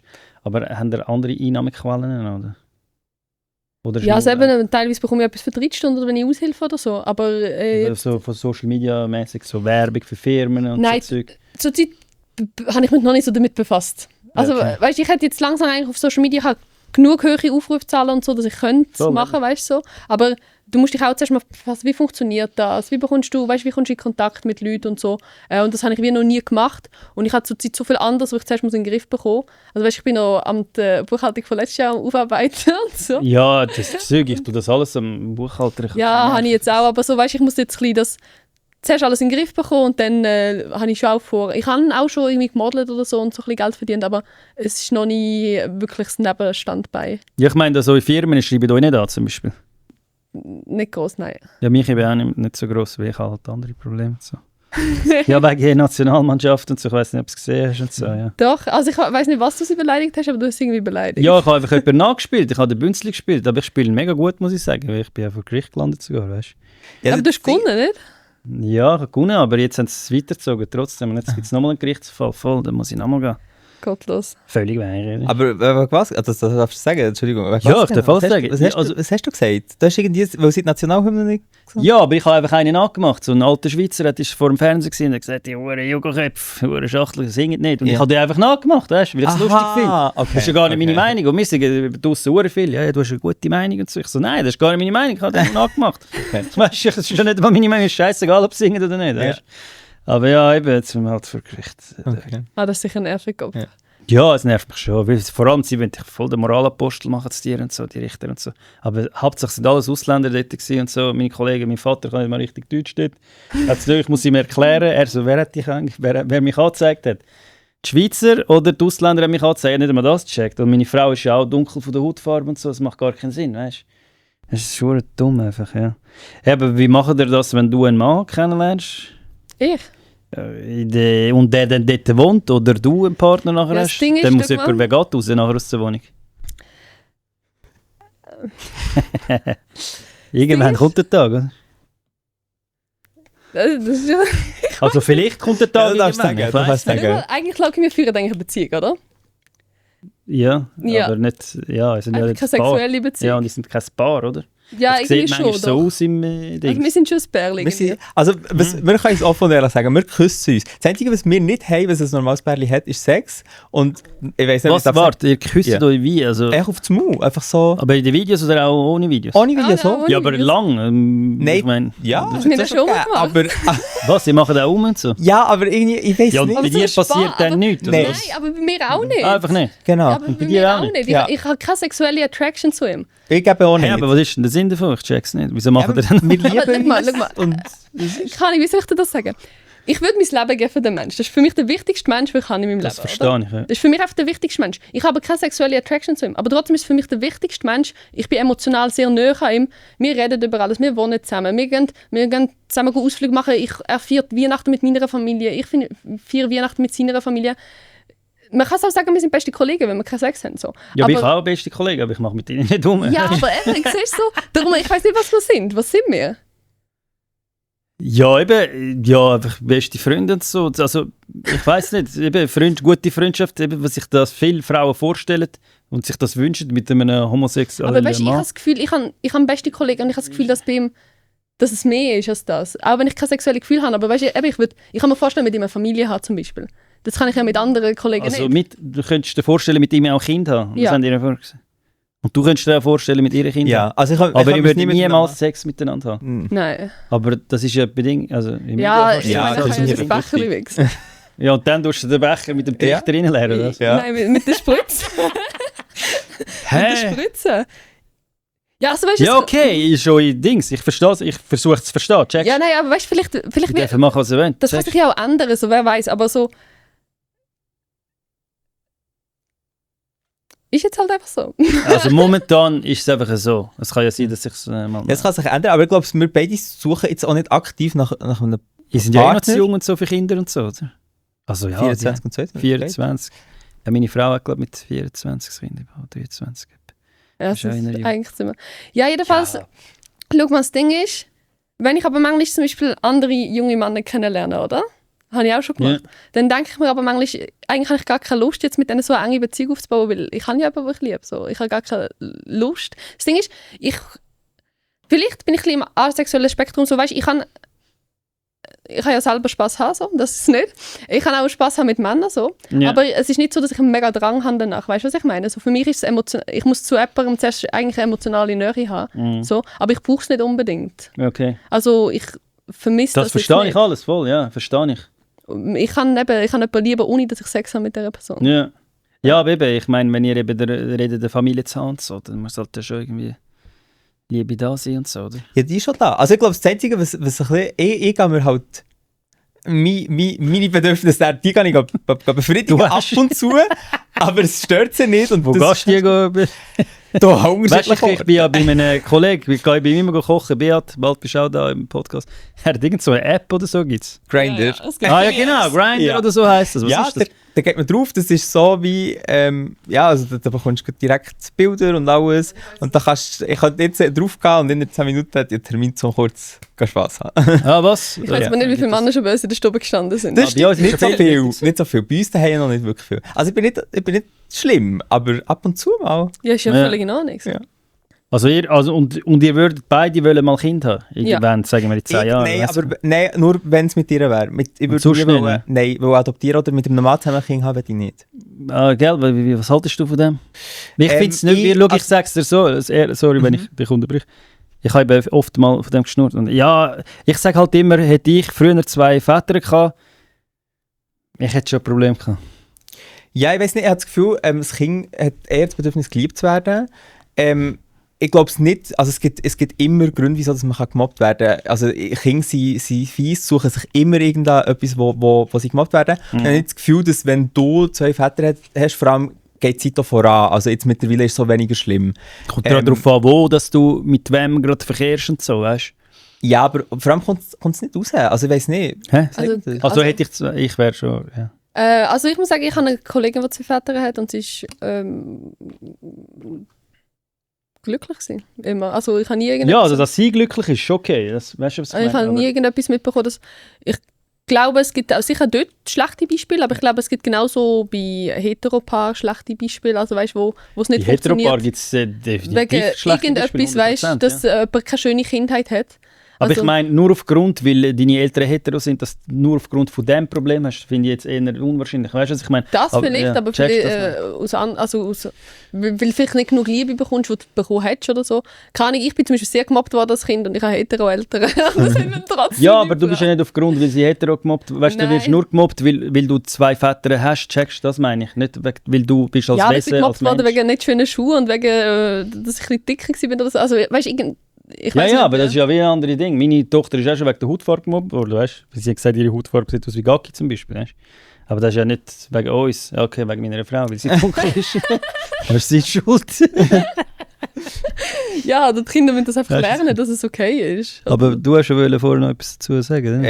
Ja, ich weiss nicht. Nein, also eben, ich persönlich finde es nicht schlimm. Ich will es einfach nicht. Weil Okay. eben das Risiko würde ich wie nicht eingehen. Und ich muss auch ehrlich Ja. sagen, wenn, dann hätte ich schon gerne liebliche Kinder. Also es ist nicht so. Und Das kommt auch noch dazu. ja. Ja. Es Also ist doch muss einer, halt wenn 2 Männer sind, dann muss ja einer der Spender sein, oder? Und Ah, ja. dann- aber- Die Alleinmutterschaft ist nicht erlaubt in der Schweiz. ja, aber dann gehst du eben auf Ukraine oder so. Das Ja, ist besser. ja, wie sagen wir. Aber nein, das wäre mir zu viel von. Und Okay. eigentlich habe ich nie Kinder wollen. Eigentlich habe ich immer gedacht, ja, und ich Kind ist man ein bisschen reicher, kann mehr Ferien machen und so. Ja. Also ich würde es jetzt eben, ich schließe es nicht aus, wir schauen mal. Ich würde es theoretisch gesehen vielleicht sogar machen. Also sie wäre die ukrainische Leihmutter, dann Das ist genau, ja. oder? Das haben wir ja, das passt ja gerade, oder? Du wärst die ukrainische. Nein, aber das schauen wir alles noch. Ja. Eben, das hat ja noch Zeit, oder? Ja. Ja, weißt du, das sind jetzt auch so einfach Ideen, die man Ja, hat. Und ob die ja. irgendwann Voll. umgesetzt werden, das ist ja so eine Sache. Also keine Ahnung. Ja. Aber ich könnte es mir vorstellen, das ist einfach so, der Punkt ist so, das sage ich Ja. immer schwierig. Eben, was sind wir? Ist immer so, ich sage immer, wir sind das altes Ehepaar, wir haben keinen Sex mehr, aber wir haben uns noch lieb. Ja. Aber sie sind ja erst gerade eigentlich zusammengezogen, seit 6 Monaten, oder? Ja, ja, wir kennen uns jetzt seit 2 Jahren, aber Okay. seit 6 Monaten sind wir zusammengezogen. Ja. Ja. Alles klar. Morgen gehen wir zum Beispiel mit meiner Familie wandern. So, Ah, ihr geht zusammen, du gehst mit ihrer Familie, Genau. also mit deinen Ja. Eltern, oder? ja, Was halten eigentlich eure Eltern deine Mama hat sich gefreut. von Meine auch. Ah, ja. von OnlyFans? Wissen Sie das? OnlyFans. Weißt du, deine Mama, dass du Ja. OnlyFans machst? Aber, Ähm, oder hat mal jemand von euren Verwandten euch gesehen auf OnlyFans? Also, Nein, okay, das nicht. Also mein Bruder hat mir amigs geholfen aufzuladen, Sachen. Okay. Wir haben das am Anfang zusammen angefangen. Und meine Eltern nie. Wisst Also, doch, meine jetzt Mom wisst- habe ich zwischendurch, zum Beispiel, wenn ich irgendwie, weißt du, ich mache mir viele Gedanken hinter Fotos und so. Ich tue dann da ästhetisch etwas aufbauen und so, weißt du, das ist nicht einfach so schnell, sondern es ist so wie auch ein bisschen Kunst, auch wenn es nicht im Hauptvordergrund Ja, ich weiss, was du meinst. Aber ist eine so- Kunstform, ja voll. Aber zum Beispiel, wenn ich bin gerade am Wandmalen gewesen, da habe ich zum Beispiel so ein Kleid bastelt aus Zeitungen und, und aus Klebband.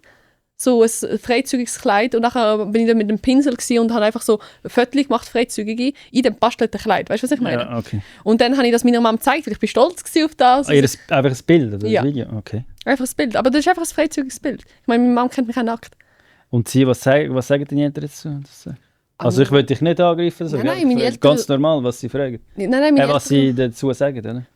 Die stehen voll hinter mir. Schon. Auch Also- der Vater, ich würde es komisch finden, aber meine sind noch erst 7 und so, checkst du. Weißt du, meine Eltern, wie soll ich sagen, die akzeptieren halt, dass ich wie meinen eigenen Weg mache und Ja. jetzt langsam genug alt bin und selber entscheide, was ich mache. Das wäre wahrscheinlich nicht das gewesen, was sie sich für mich vorgestellt hätten oder gewünscht Okay. hätten. So.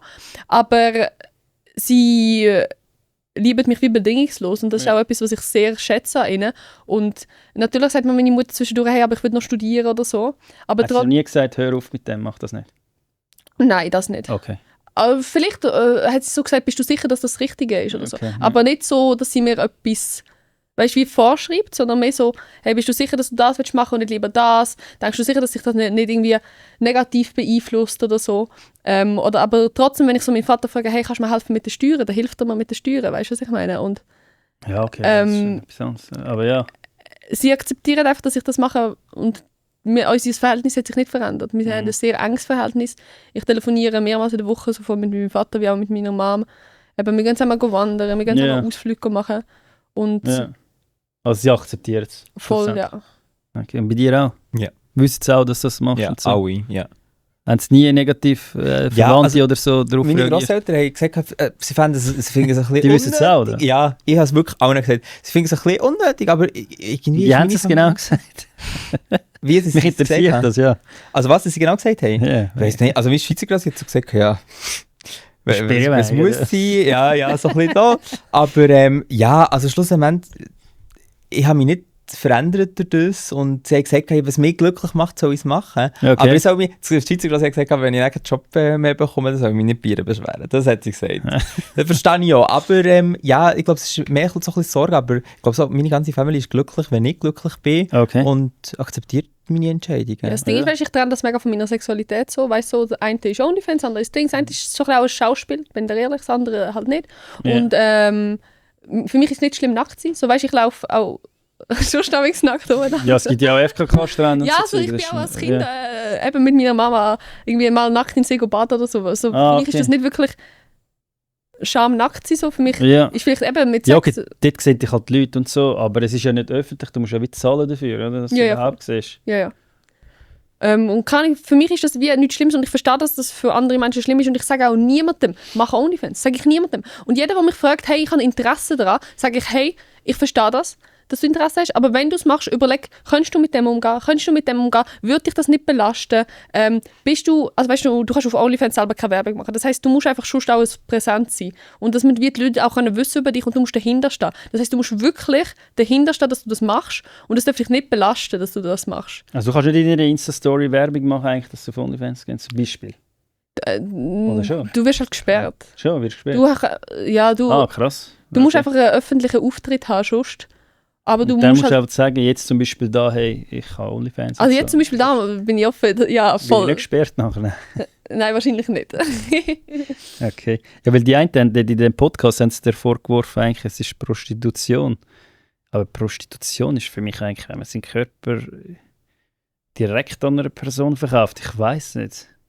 Und das hat eine Frau gesagt, die prostituiert war. Das Ding ist, war weißt du- komisch gewesen. Irgendwie habe ich das habe ich so in Erinnerung. Ja. Ich bin, also weißt du, mir ist, ich habe nicht das Gefühl, dass ich etwas wirklich Schlechtes mache. Weißt, ich habe nicht das Gefühl, dass ich so schlecht, dass Ja, ich ich so... bin auch nicht am sagen, gell? Schau, ich habe nur gesagt, ich würde es jetzt vielleicht nicht gerade meinen Töchtern sagen, machen Ja, OnlyFans. Check, Aber ich ausser kann- zwar jetzt, als ich das mit den 100 gehört habe, Ho, ho, dann bin ho. ich es mir noch mal am überlegen, ja, aber... Schau mal, das Ding ist, ich habe das Gefühl, ich schade niemandem, ich mache jetzt nicht so extreme Inhalte, dass ich das Gefühl habe, dass ich jemanden sexuell sehr verschiebe in eine Richtung und auch dann habe ich das Gefühl, dass die Person selber verantwortlich ist dafür. Also weißt, wenn du Alkohol trinkst, bist du auch selber dafür verantwortlich, ob du ein Glas trinkst oder ob du jeden Abend ein Glas trinkst und wie viel von dem Glas du trinkst. So. Ich habe nicht das Gefühl, dass ich etwas mache, wo gross der Gesellschaft schadet. So.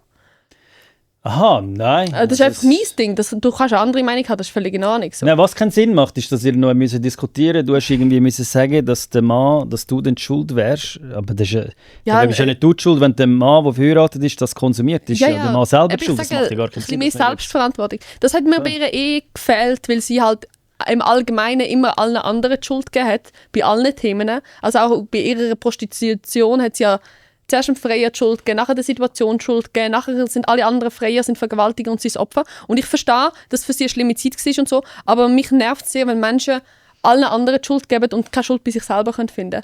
Also weißt, wenn ich jetzt unzufrieden bin oder ich bekomme keinen Job mehr, weil ich OnlyFans mache, dann ist das meine Schuld. Ich habe es gemacht, ich habe das gewusst, dass das eine Konsequenz sein kann und auch wenn ich es nicht gewusst habe, dann ist es halt ein Fehler, den ich mal gemacht habe.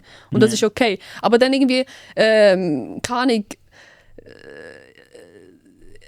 der Edin hat mich damals auf die Idee gebracht, OnlyFans zu machen. Edin jetzt Schuld geben. Edin? Ja, der ist Freund vom 24 Tim. Ah, das ist jetzt ist er recht bekannt worden. Ja. Voll. Der hat mich, durch ihn bin ich auf die Idee gekommen, aber ich würde jetzt nie auf die Idee kommen, ihm die Schuld geben, wenn ich irgendwie unzufrieden wäre mit meinem Leben. Was ich überhaupt nicht bin, ich bin total zufrieden. Aber ich meine nur so... Ja. Hast du gut mit ihm, oder? Nein, eigentlich nicht. Ja, sonst hättest du mir können nicht mehr. Aber sind sie zusammen bei Jungwild und Sexy gewesen? Ja, also, du hast gut mit ihm, ne? Nein, aber sie zwei sind zusammen bei ihrer Staffel. Ich bin zwar gut gehabt, aber nachher, als er Fame geworden ist, hat er mir entfolgt. Und dann ist das Gefühl, er ist ein bisschen arrogant geworden. Ja, ist das Näschen auf nachher. Ja, und das hat mich ein bisschen gestört. Ich denke, er ist ein netter Mensch, aber... Ja, ich bin mal bei ihm irgendwie in Streaming aus Versehen. Nachher, dort haben sie mir viel gesagt, ich sage, komm mal vor und so. Er sagt, der Bierweich, du darfst alles und so. Ich darf alles sagen, der Bierweich darfst du und so. Irgendwie so etwas. Ja, weißt du, im Echt ist er mega nett gewesen, wo ich ihn in echt kennengelernt habe, aber eben jetzt, das hat mich ein bisschen genervt. Mein Ego ist verletzt gewesen. Jedenfalls, du das siehst, kannst du mal bei mir in den Podcast kommen. Jetzt bist du eben, ich habe gesehen, der hat viele Klicks, ist mit irgendeinem zusammen. So. Ja, er ist mit 24 Tim zusammen. Ich kenne den gar nicht. Aber kennst du nicht? Das ist einer der bekanntesten deutschen Influencer. Okay. Ja, ich schaue halt so andere Influencers, keine Ahnung. Ja, ich schaue alles. Ich bin viel zu viel am Handy. ja, ich schaue schon ein bisschen, aber der ist jetzt bei mir halt nicht so auftaucht auf der For You und so, weißt du? Ja, voll. Ja, voll. Ja. Was habe ich da noch? Wir haben eben im Salon Zeit. Du hast dich ja doch vorbereitet, Kopf. Ich habe mich schon, ja, aber jetzt habe ich die ganze Vorbereitung ist jetzt ein bisschen anders, weil die haben noch einen Termin und ja, damit wenn wir da abräumen. Schönen Abend. Ja, sonst normalerweise manchmal habe ich so 2-3 Stunden Podcast, weißt du? Ja, voll. Lade ich uns nochmal ein? Ja, kann ich nochmal einladen. Kannst du uns mit dieser Frau einladen? Eben mit der anderen. Ja. Kevin würde sich so angreifen. Das wäre wirklich lustig. Und der würde es liken. Ich habe gesagt, meiner Mama liebt es nicht. Also das darf nicht. Also was willst du nicht liken? Meiner Mama liegt es nicht, aber dort würde ich. Und dort würde ich nicht reingehen. Das würde, weil die nervt mich, die Frau bekommt Aggressionen, wirklich. Bitte, komm im Podcast da. Würdet ihr einen Partner daten, der OnlyFans macht? Das ist eine blöde Frage, aber... Warte, wir daten ja nicht. Wir sind einfach das als... Also, aber wenn ihr würdet? Also ich würde, ja. Ego? Okay, also wenn ihr OnlyFans macht, ist kein Problem. Doch nicht, oder? Also, nein, ich bin nicht. Also wenn ihr mit anderen dreht, dann fände ich das schon nicht so okay. Ja. Aber ich würde zum Beispiel, gut, ich verdiene damit auch nicht mein Einkommen, aber wenn ich jetzt jemanden hätte, und er würde darauf bestehen, dass ich es nicht mehr machen würde ich es nicht machen. Dann würdest du es nicht machen? Ja. Aber wenn du 100k würdest verdienen? Ja, dann nicht. Dann nicht, oder? Ja, das Ding ist, ja, eben, ich bin schon irgendwie eifersüchtiger Mensch. Aber ja. Wenn ich genug spüre, dass er mich liebt, dann nicht. So, checkst du, was ich meine? Ich will einfach immer so spüren, dass ich die Nummer 1 bin. Ja. Und so, eben, dass jemand aufmerksam ist und so und mir genug Liebe gibt und dann ist das okay, ja. Haben ihr schon viele Beziehungen gehabt? Also, schau mal, ich hatte eine Beziehung gehabt und wenn das zählt, ist das meine zweite. Und wie lange war denn die erste gewesen? Ja, das zählt, ja nein, für mich, also für mich ist das, nein, das ist ja cool, ja, es ist schon eine Beziehung, aber das ist ja für mich eine Freundschaftsbeziehung. Okay. Es ist ja nicht eine Paarbeziehung, für mich jetzt, aber okay. Es ist halt, ja, aber wenn ich jemand einen Partner einfach Sex hast mit dieser Person? Nein, aber wenn, keine Ahnung, für mich... aber wenn ich jemand einen Partner... Keine Ahnung, das ist ja eine Liebesbeziehung. Wenn ihr einander liebt. Ich liebe ihn. Und eine sexuelle Anziehung habt. Ja, aber eben Sex haben wir noch keine. Ja, auch keine Anziehung. Auch keine Anziehung, ja. Keine Ahnung. Ich bin zum Beispiel geheiratet und so, ich habe einen Ring und so. Checkst du das? Aber wenn wir einen Antrag machen für die Ja sagen. Ich will Du einen wirst- Antrag von ihr. Das ist das Problem. Darum wird es nie einen geben. Ich will einen von ihr. Ja, ich bin dabei von Was haltet ihr von dem? Ich habe ja schon gesehen, wenn eine Frau einem Mann einen Antrag macht. Finde ich mega herzig. Nein, Spaß. Nein, im normalen Fall eigentlich ist schon... Ich würde es cringe finden. Aber Ja, okay, bei dir macht es wirklich keinen Sinn, wenn ich das... Also ja, aber doch, es macht... doch, weil aber ich finde... Nein, ich finde das... Ist es nein, Männersache oder Ja. siehst du das? Also ich würde auch gerne von meinem Mann einen Antrag bekommen. Würdest du nicht an einem Mann einen Antrag machen auf die Knie? Je nach Situation vielleicht schon. Also weißt du, das Ding ist, Ja, Warte. weißt du, so plötzlich nachher würdest. das Ding ist, schau mal, ich will einfach, ich will mich so geschätzt und geliebt fühlen und so und keine Ahnung. Vielleicht, wenn das genug da ist, vielleicht schon. Aber das ist halt schon Okay. ein grosses Zeichen vom Mann, so weißt so, es ist eine sehr grosse Wertschätzung, die du zeigst und so eine Liebe, Ja. wenn du einen Antrag machst, oder? Und ich würde gerne das bekommen und nicht das müssen geben. Okay, ja. Also eben. weißt du, so, den Liebesbeweis würde ich gerne bekommen und nicht müssen geben. Aber Zum nochmal zurückkommen, wie lange war denn die längste Beziehung gewesen? Also nicht die. das ist meine längste. 4 Monate. 4 Monate. Also das ist eine andere, nicht so eine Beziehung gewesen. Das ist Es ist ein ein Freund gewesen. Du hast sozusagen, das ist dein Freund, so klassische Rollenverteilung, Mann, Frau. Checkst du so, meine ich. Wir sind Das ist- auch Mann. Weißt du, was ich meine? Ja, ihr checkt, das ist noch schwierig. Ihr checkt. Für mich ist das Ganze, ja. Weißt du. Und deine längste Beziehung? ja, 2 Also Monate, Mann, aber... bei dir. Ja, 2 Monate, aber... 2 Zähl Monate, mal mega wirklich. kurz. Wie sind ihr so kurz? Ja. Wir sind Ey, jetzt ich bin seit nie... 6 Monaten zusammen. Ja, aber nein, ich habe nie... 6 Monate ist kurz. Ja, aber ich habe nie wirklich irgendwie so... jemanden gefunden, wo es richtig passt. Ja. Okay, man muss wirklich auch sagen, ihr seid noch nicht so alt, oder? Aber du bist ja immerhin 24, Ja. du bist ja nicht mehr 15-jährig oder so. Aber ich muss sagen, so zwischen der... in die Kiste denkt man... Das, und dann eben, und den Rest kompensiere ich in Bieren. Mit ihr. Bieren. Also wir haben Machen so, die dann auch so Partnerausflüge, oder was? Ja, So zusammen essen, ins Kino Ja. und so? ja. Okay, und ihr küsst euch dann dort auch so? Ja, also eben, ich glaube, es ist schon... Also mal, eben, wir Ja. lieben uns wirklich. Das Einzige, was wir halt nicht haben, ist... Wir Sexuelle verstehen uns mega gut und so. Klar, man kann also ich habe gar kein Problem, wenn man es als Freundschaft bezeichnet, als Ja. Beziehung. Ich finde es so kompliziert. Aber wir lieben uns, wir gehen zusammen in die Ferien, wir unternehmen wirklich einfach so 80% von der Zeit zusammen. Ja. Wir, Okay. wir haben Standard voneinander. Wenn Ja. jemand mir schreibt, gute Nacht, ich liebe dich. Weißt du, Ah, er das im ja. oberen Stock, ich im Mit unteren. Herzli und Ja, so? mit Herzli und allem. Ja, ich gehe voll ins Detail. hast du Ja, das? nein. Oder wenn er mal spät heimkommt, hey, wo bist du? Bist du eifersüchtig auch dann? Ja. Aha. Ja, aber wenn er Typen heimbringt und so, ist kein Problem, ne? Nein, mir Aber wenn er ist spät Sex egal. Hä? Nein, mir ist Sex egal. Ich bin nicht eifersüchtig. Nein, wenn ich spät heimkomme, dann schreibe ich, wo er ist, wegen, dass ich mir Sorgen mache. dass er Nicht wegen irgendetwas ist. Eifersucht. Nein, aber wenn er jetzt sehr eng wäre mit jemandem anderem, würde ich wahrscheinlich schon eifersüchtig werden. Weil Ja, ich aber wenn er gerne mit einem zusammen gerade nebendran im Zimmer am Schlafen ist, ist er recht, noch enger geht es ja gar nicht. Also ich weiss nicht, ist das, oder ich wie denke, halt, meinst du das ist nur das? Sex. Aha, du tust da gar nicht so eine hohe Stellenwert. Also weißt, er weiß ja manchmal, er weiss die Namen ja nicht von diesen Leuten. Du weißt nicht mal den Namen von denen, ja? Also weißt du, was ich meine? Oh Gott, ja. Nein, nein. Natürlich ist er bei mir enger, bei mir weiss er alles. Die Person weiss Ja. alles von mir. Aber wenn er von den Namen nicht weiss, das zählt doch nicht. Scheiße. Okay. Ja, es ist speziell, weißt du, ich würde wirklich alle Gäste bei mir reinlassen und so habe ich es jetzt halt. Die Ansichten kenne ich noch nicht so, checkst du? Darum Also will weißt ich du, so das reagieren. Ist ja für uns auch schwierig Weißt, zu sagen, was es du ist. ja Aber beurteilen. was kann ich dafür, dass ich halt den Menschen einfach sehr, sehr, sehr, sehr gerne habe? Ja, nein, ist ist ja einfach gut, ich sehr- versuche es halt zu verstehen, weißt du, checkst du? Und eben, weil ich ein Mensch bin, der jetzt nicht so sexuell das braucht, Ja, ist es für mich halt wie easy. Und okay. er hat mich und hat mit anderen halt Sex. So. Und ihr nie überlegt, zusammen OnlyFans zu machen? Ich habe schon vorher gefragt, oder? Nein, das hast du nicht gefragt. Habe Aber, ich nicht gefragt. Ja, ich will also erstens würde ich wie nicht wollen mit ihm Sex ja, eben, wir müssen ja das Ui. gar nicht haben, Und sondern einfach zweitens- sonst eine Rolle spielen, so meine ich. Nein. Ich glaube, das wäre mega cringe. Ich glaube, das wäre Das- sehr cringe. Nein. Ich glaube, das wäre Also, sehr cringe. also wir laufen nackt voneinander um, ohne Problem. Aber irgendwie nachher so, oder so zu tun, wie es eine sexuelle Handlung wäre. Das wäre schon cringe, ja. Nein. Könnte ich nicht. Also, ihr lauft nackt voreinander Ja. und so, kein Problem. Ja, wir ja. wollen jetzt, also, Ja. Und die schauen wir nicht gehen dort haben wir ins Hotel und kann ich essen morgen zusammen zum Morgen und dann, also ja. Ja, okay. Ja, nein, zum Verständnis. Also ich weiß schon, wie sein Schwanz aussieht und er weiß wahrscheinlich, wie meine, also so, das schon, aber das ist ja nicht so, dass ich... Okay. Alles klar, ja, easy. Eben, jetzt muss ich halt alles ein bisschen abkürzen, dann ich so schnell eine Fragerunde an euch Wer, Jetzt einfach schnell beantworten, oder was? ja, das ist so, eigentlich sozusagen, ich muss eigentlich gleichzeitig versuchen zu antworten, Okay. Okay. wenn es geht. Wenn nicht, dann nicht. Wer ist Eitler?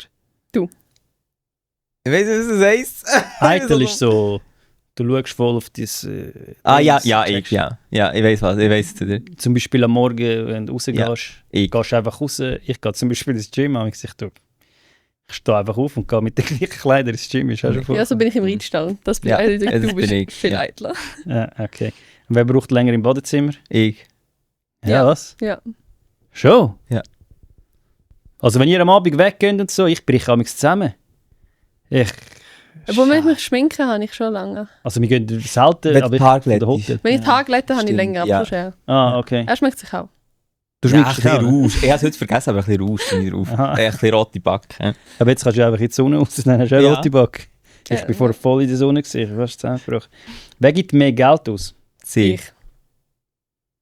Viel mehr Geld? Ja, Junge, ich habe 6 logisch, Ross okay, gehabt. Ross, ja, das macht gar Ich muss die unbedingt reduzieren. Bitte, kauft jemand meine Ross. Kaufen den Rösser, bring ihn dann Aber du heim. kaufst schon unnötiges Zeug. Ja, sie Nein. kauft den Aber Rösser, mega ja. gut. Das ist schon ein bisschen... Ich habe das Jahr habe ich noch Okay. einige Kleider gekauft.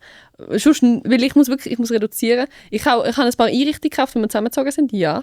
Aber Nein, sonst aber gar- etwas unnötig. Darf ich etwas unnötig Ja. sagen? Ah, gut, das ist alt. Aber es hat so irgendwie so 10 so grosse Säcke mit so Gesundheitspulver. Und dann Nein. sagt sie, ja, das war auch gewesen und Also, das ist Aha, halt und nachher brauchst du sie nicht mehr. Ja, nein, schau mal, das war vor 3 Jahren habe ich ein unabsichtliches Abo gemacht und die sind fett hässlich gewesen und nachher ist das halt immer, und ich konnte es nicht kündigen und dann ist es irgendwann gekündigt und ich habe halt die 10 Säcke immer noch, aber das ist Proteinpulver? ewig her. Nein, ist kein Proteinpulver, ist ja da irgendwie G1-Pulver oder so, dass so irgendwie so alle Mineralstoffe und so drin haben. Ah, das ist okay, ewig ja. her und ich habe die einfach immer noch, weil ich die nicht gegessen habe, weil sie hässlich sind. So. Können wir Okay. immer noch Pulver haben? Nein, jetzt, ich habe es geschafft zu kündigen. Aber ich habe unabsichtlich so ein Jahresabo gemacht. Darum habe ich 12 Stück von denen. Ja. Aber kündet es auch automatisch oder nicht? Oder automatisch verlängern, das ist die Frage. Ja? Nein, nachher habe ich geschafft zu kündigen, aber ich habe wie irgendwie so keine Ahnung, ich bin einfach zuerst Ah, nicht okay. rausgekommen, aber jetzt bin ich raus. Ja, jetzt bist du es. Okay. Aber die Pulver ändern noch die, kannst du einfach kaufen. Und früher hast du Tiere und so, Fricardo und so verkaufen. Jetzt kannst du deine Rösser dort nicht tun. Ja, auf Anibis geht es jetzt. Also, Ah, okay. schaut auf Anibis. Ja. Ah, ist es drin dort, oder? Also schauen auf Anibis. Nein. Aber wir haben auf Tutti mal unsere 100 Babys bekommen. Und es haben sicher 200 Leute oder so geschrieben. Die ganze Zeit haben sie die Abebe, vielleicht weil es Babys waren, haben sie alle verkauft. Wer verträgt weniger Alkohol? Ich Ich trinke Alkohol mehr. Ah, du trinkst gar keinen? Ja. Okay. trinke aber auch sehr selten. Ja. Also so 2-3 Mal im Jahr. Und wer konsumiert weniger Drogen? Sie. Ich. Und du mehr, oder was? Ja. Oder was konsumierst? Ich habe einfach ein bisschen durchprobiert. Aber ich nehme sehr selten Drogen, aber ich habe schon viel durchprobiert. Okay. Also du redest auch offen darüber, oder nicht? Ja. Also ich habe nie Nie- so offen drüber Kiffen, oder was machst du? Oder Nein, Pillen nein, nimmst das Also du machst ja nichts aktiv. Nein, jetzt. eben aktiv nicht. Aber ich habe viel probiert und ich schließe es nicht aus, Sachen zu nehmen. Also Koks, MDMA, Ketamin. Einmal schon unabsichtlich Crack geraucht. du? Ja, Aber das ist ja nicht hätte so. ich nicht, ja, so ein bisschen so. Aber ich habe viel probiert. Aber nehme so zweimal im Jahr oder so. Also warte, aber Crack rauchen, da bist du nicht süchtig. Ich kenne auch viele Kollegen von Ja. früher und so, die süchtig geworden sind und so. Nein, er hat ja... Ja, so unabsichtlich, wirklich. Also wie kann man Ey, unabsichtlich Crack? ey, die Geschichte. ey. Also, warte. bin ich im Bahnhof rumgelaufen und dann hat einer gefragt, ob ich ein bisschen Geld habe. Und dann habe ich gesagt, ja, was sollte er mir kaufen? Und dann hat er gesagt, ja, er braucht ein Cola. Dann habe ich gesagt, ich komme mit dir in den Laden, ich kaufe dir ein Cola. Haben wir gemacht, dann ist er rausgegangen und hat gesagt, ich ihm 20 Stutz vertragen. Dann habe ich gesagt, ja, komm, weißt du was, ist okay. Ja. Das ist aber schon lange. Besoffen gewesen, muss man Ich bin sagen. dann noch besoffen. Ah, gewesen. okay. Also ich habe früher nicht so ein gesundes Verhältnis zu Alkohol gehabt und dann habe ich jetzt so aufgehört und das Ah. geht mir deutlich besser. Und Okay. dann sind wir rumgelaufen, dann hat er das halt geholt, dann hat er, ich habe nicht gewusst, was, dann hat er gesagt, willst du schon mal rauchen? Und ich so, wieso nicht? Und dann habe ich halt einen Zug genommen und dann ist es halt, ja. Aber ich habe nicht so viel gespürt, das war glaube ich gut gewesen, weil ich es dann gegoogelt und erst dann habe ich erfahren, dass das doch nicht so gescheit wäre, das vielleicht zu Also mit der Pfeife Ja, oder mit der Alufolie? so genau habe ich mich nicht mehr erinnert. Ah, weißt du nicht, aber bist du besoffen gewesen. Hast du einfach mal... Ja, also ich habe schon etwas gespürt, aber nicht so viel, darum ist es glaube ich schon gut. Das ist nicht so gut gewesen, oder? Hey, du keine Drogen konsumieren. Nein, wirklich. Und ja, also und sonst eben alle anderen Drogen habe ich sehr gut im Griff. Eben zwischendurch mal MDMA finde ich witzig, aber Ja, Ja. aber sehr, hast du sehr das letzte Mal genommen? Vor irgendwie einem Vor Jahr? einem oder so? Jahr, ja. Also weißt du, er nimmt wirklich okay. selten. Also, Ja, Ich ich habe das sag mal, alles ja. früher probiert, gell? Also Ja. Crack nicht, aber... Also Crack, zählt Besser. das Kokarette auf Crack? Keine Ahnung, Entschuldigung. Nein, ist auch nicht. Also auf jeden Fall, ich rede da bei mir vor 20 Jahren oder so. Ja, du bist halt auch schon ein bisschen älter, was soll man machen? Nicht, dass du sagen, Also für 20 mit ist jetzt Geschwäche ein bisschen oder was? übertrieben. Nein, aber 20 ist übertrieben. Wer hat den schlechteren Männergeschmack? Ja. Ich finde alle sexy zwischen 20 und 30. Das stimmt nicht. So schlimm ist es nicht. Aber wir laufen dumm und sagen, oh, der ist heiß. Ja, sie sagt nie, sie findet sehr, sehr selten jemanden, der wie ein Model aussieht, hübsch. Ja. Also ich finde eher so Leute hübsch, so jetzt so. Nein, ich finde schon Menschen hübsch, aber ich achte mich nicht so fest auf Männer, wenn ich durchs Rumlaufe. Weißt du, was ich meine? So, Ich eben auch nicht. mich juckt das nicht so. Und der ist, oh, der ist heiß. Der ist auch heiß. Warte. Ja. Ja. Das habe ich nicht. Ich sage Aber manchmal, das oh, die ist Frau ist schön. Also weißt du, weil ich einfach Aber irgendwie das den sag ich Style auch. geil finde oder so. Aber Ja, ich okay. schaue nicht so wie jemand. Okay, ich check, ja. Okay. Wer verliebt sich schneller? Ja, Ich. gar niemand. Sie. Das ist ja. Ich liebe ihn ja. Ja. Ja, aber im Allgemeinen, ja. Ja, ich Würde aber glaube, ich im auch sehr... Allgemeinen sein. So, ich bin ein bisschen über das Gefühl, ich habe sehr viel Gefühl, weißt du, ich bin die irgendwie rumflennt und dann schimpft sie und dann ist sie mega glücklich und lacht. Also, ich bin manchmal ein bisschen over the top. Okay. Easy.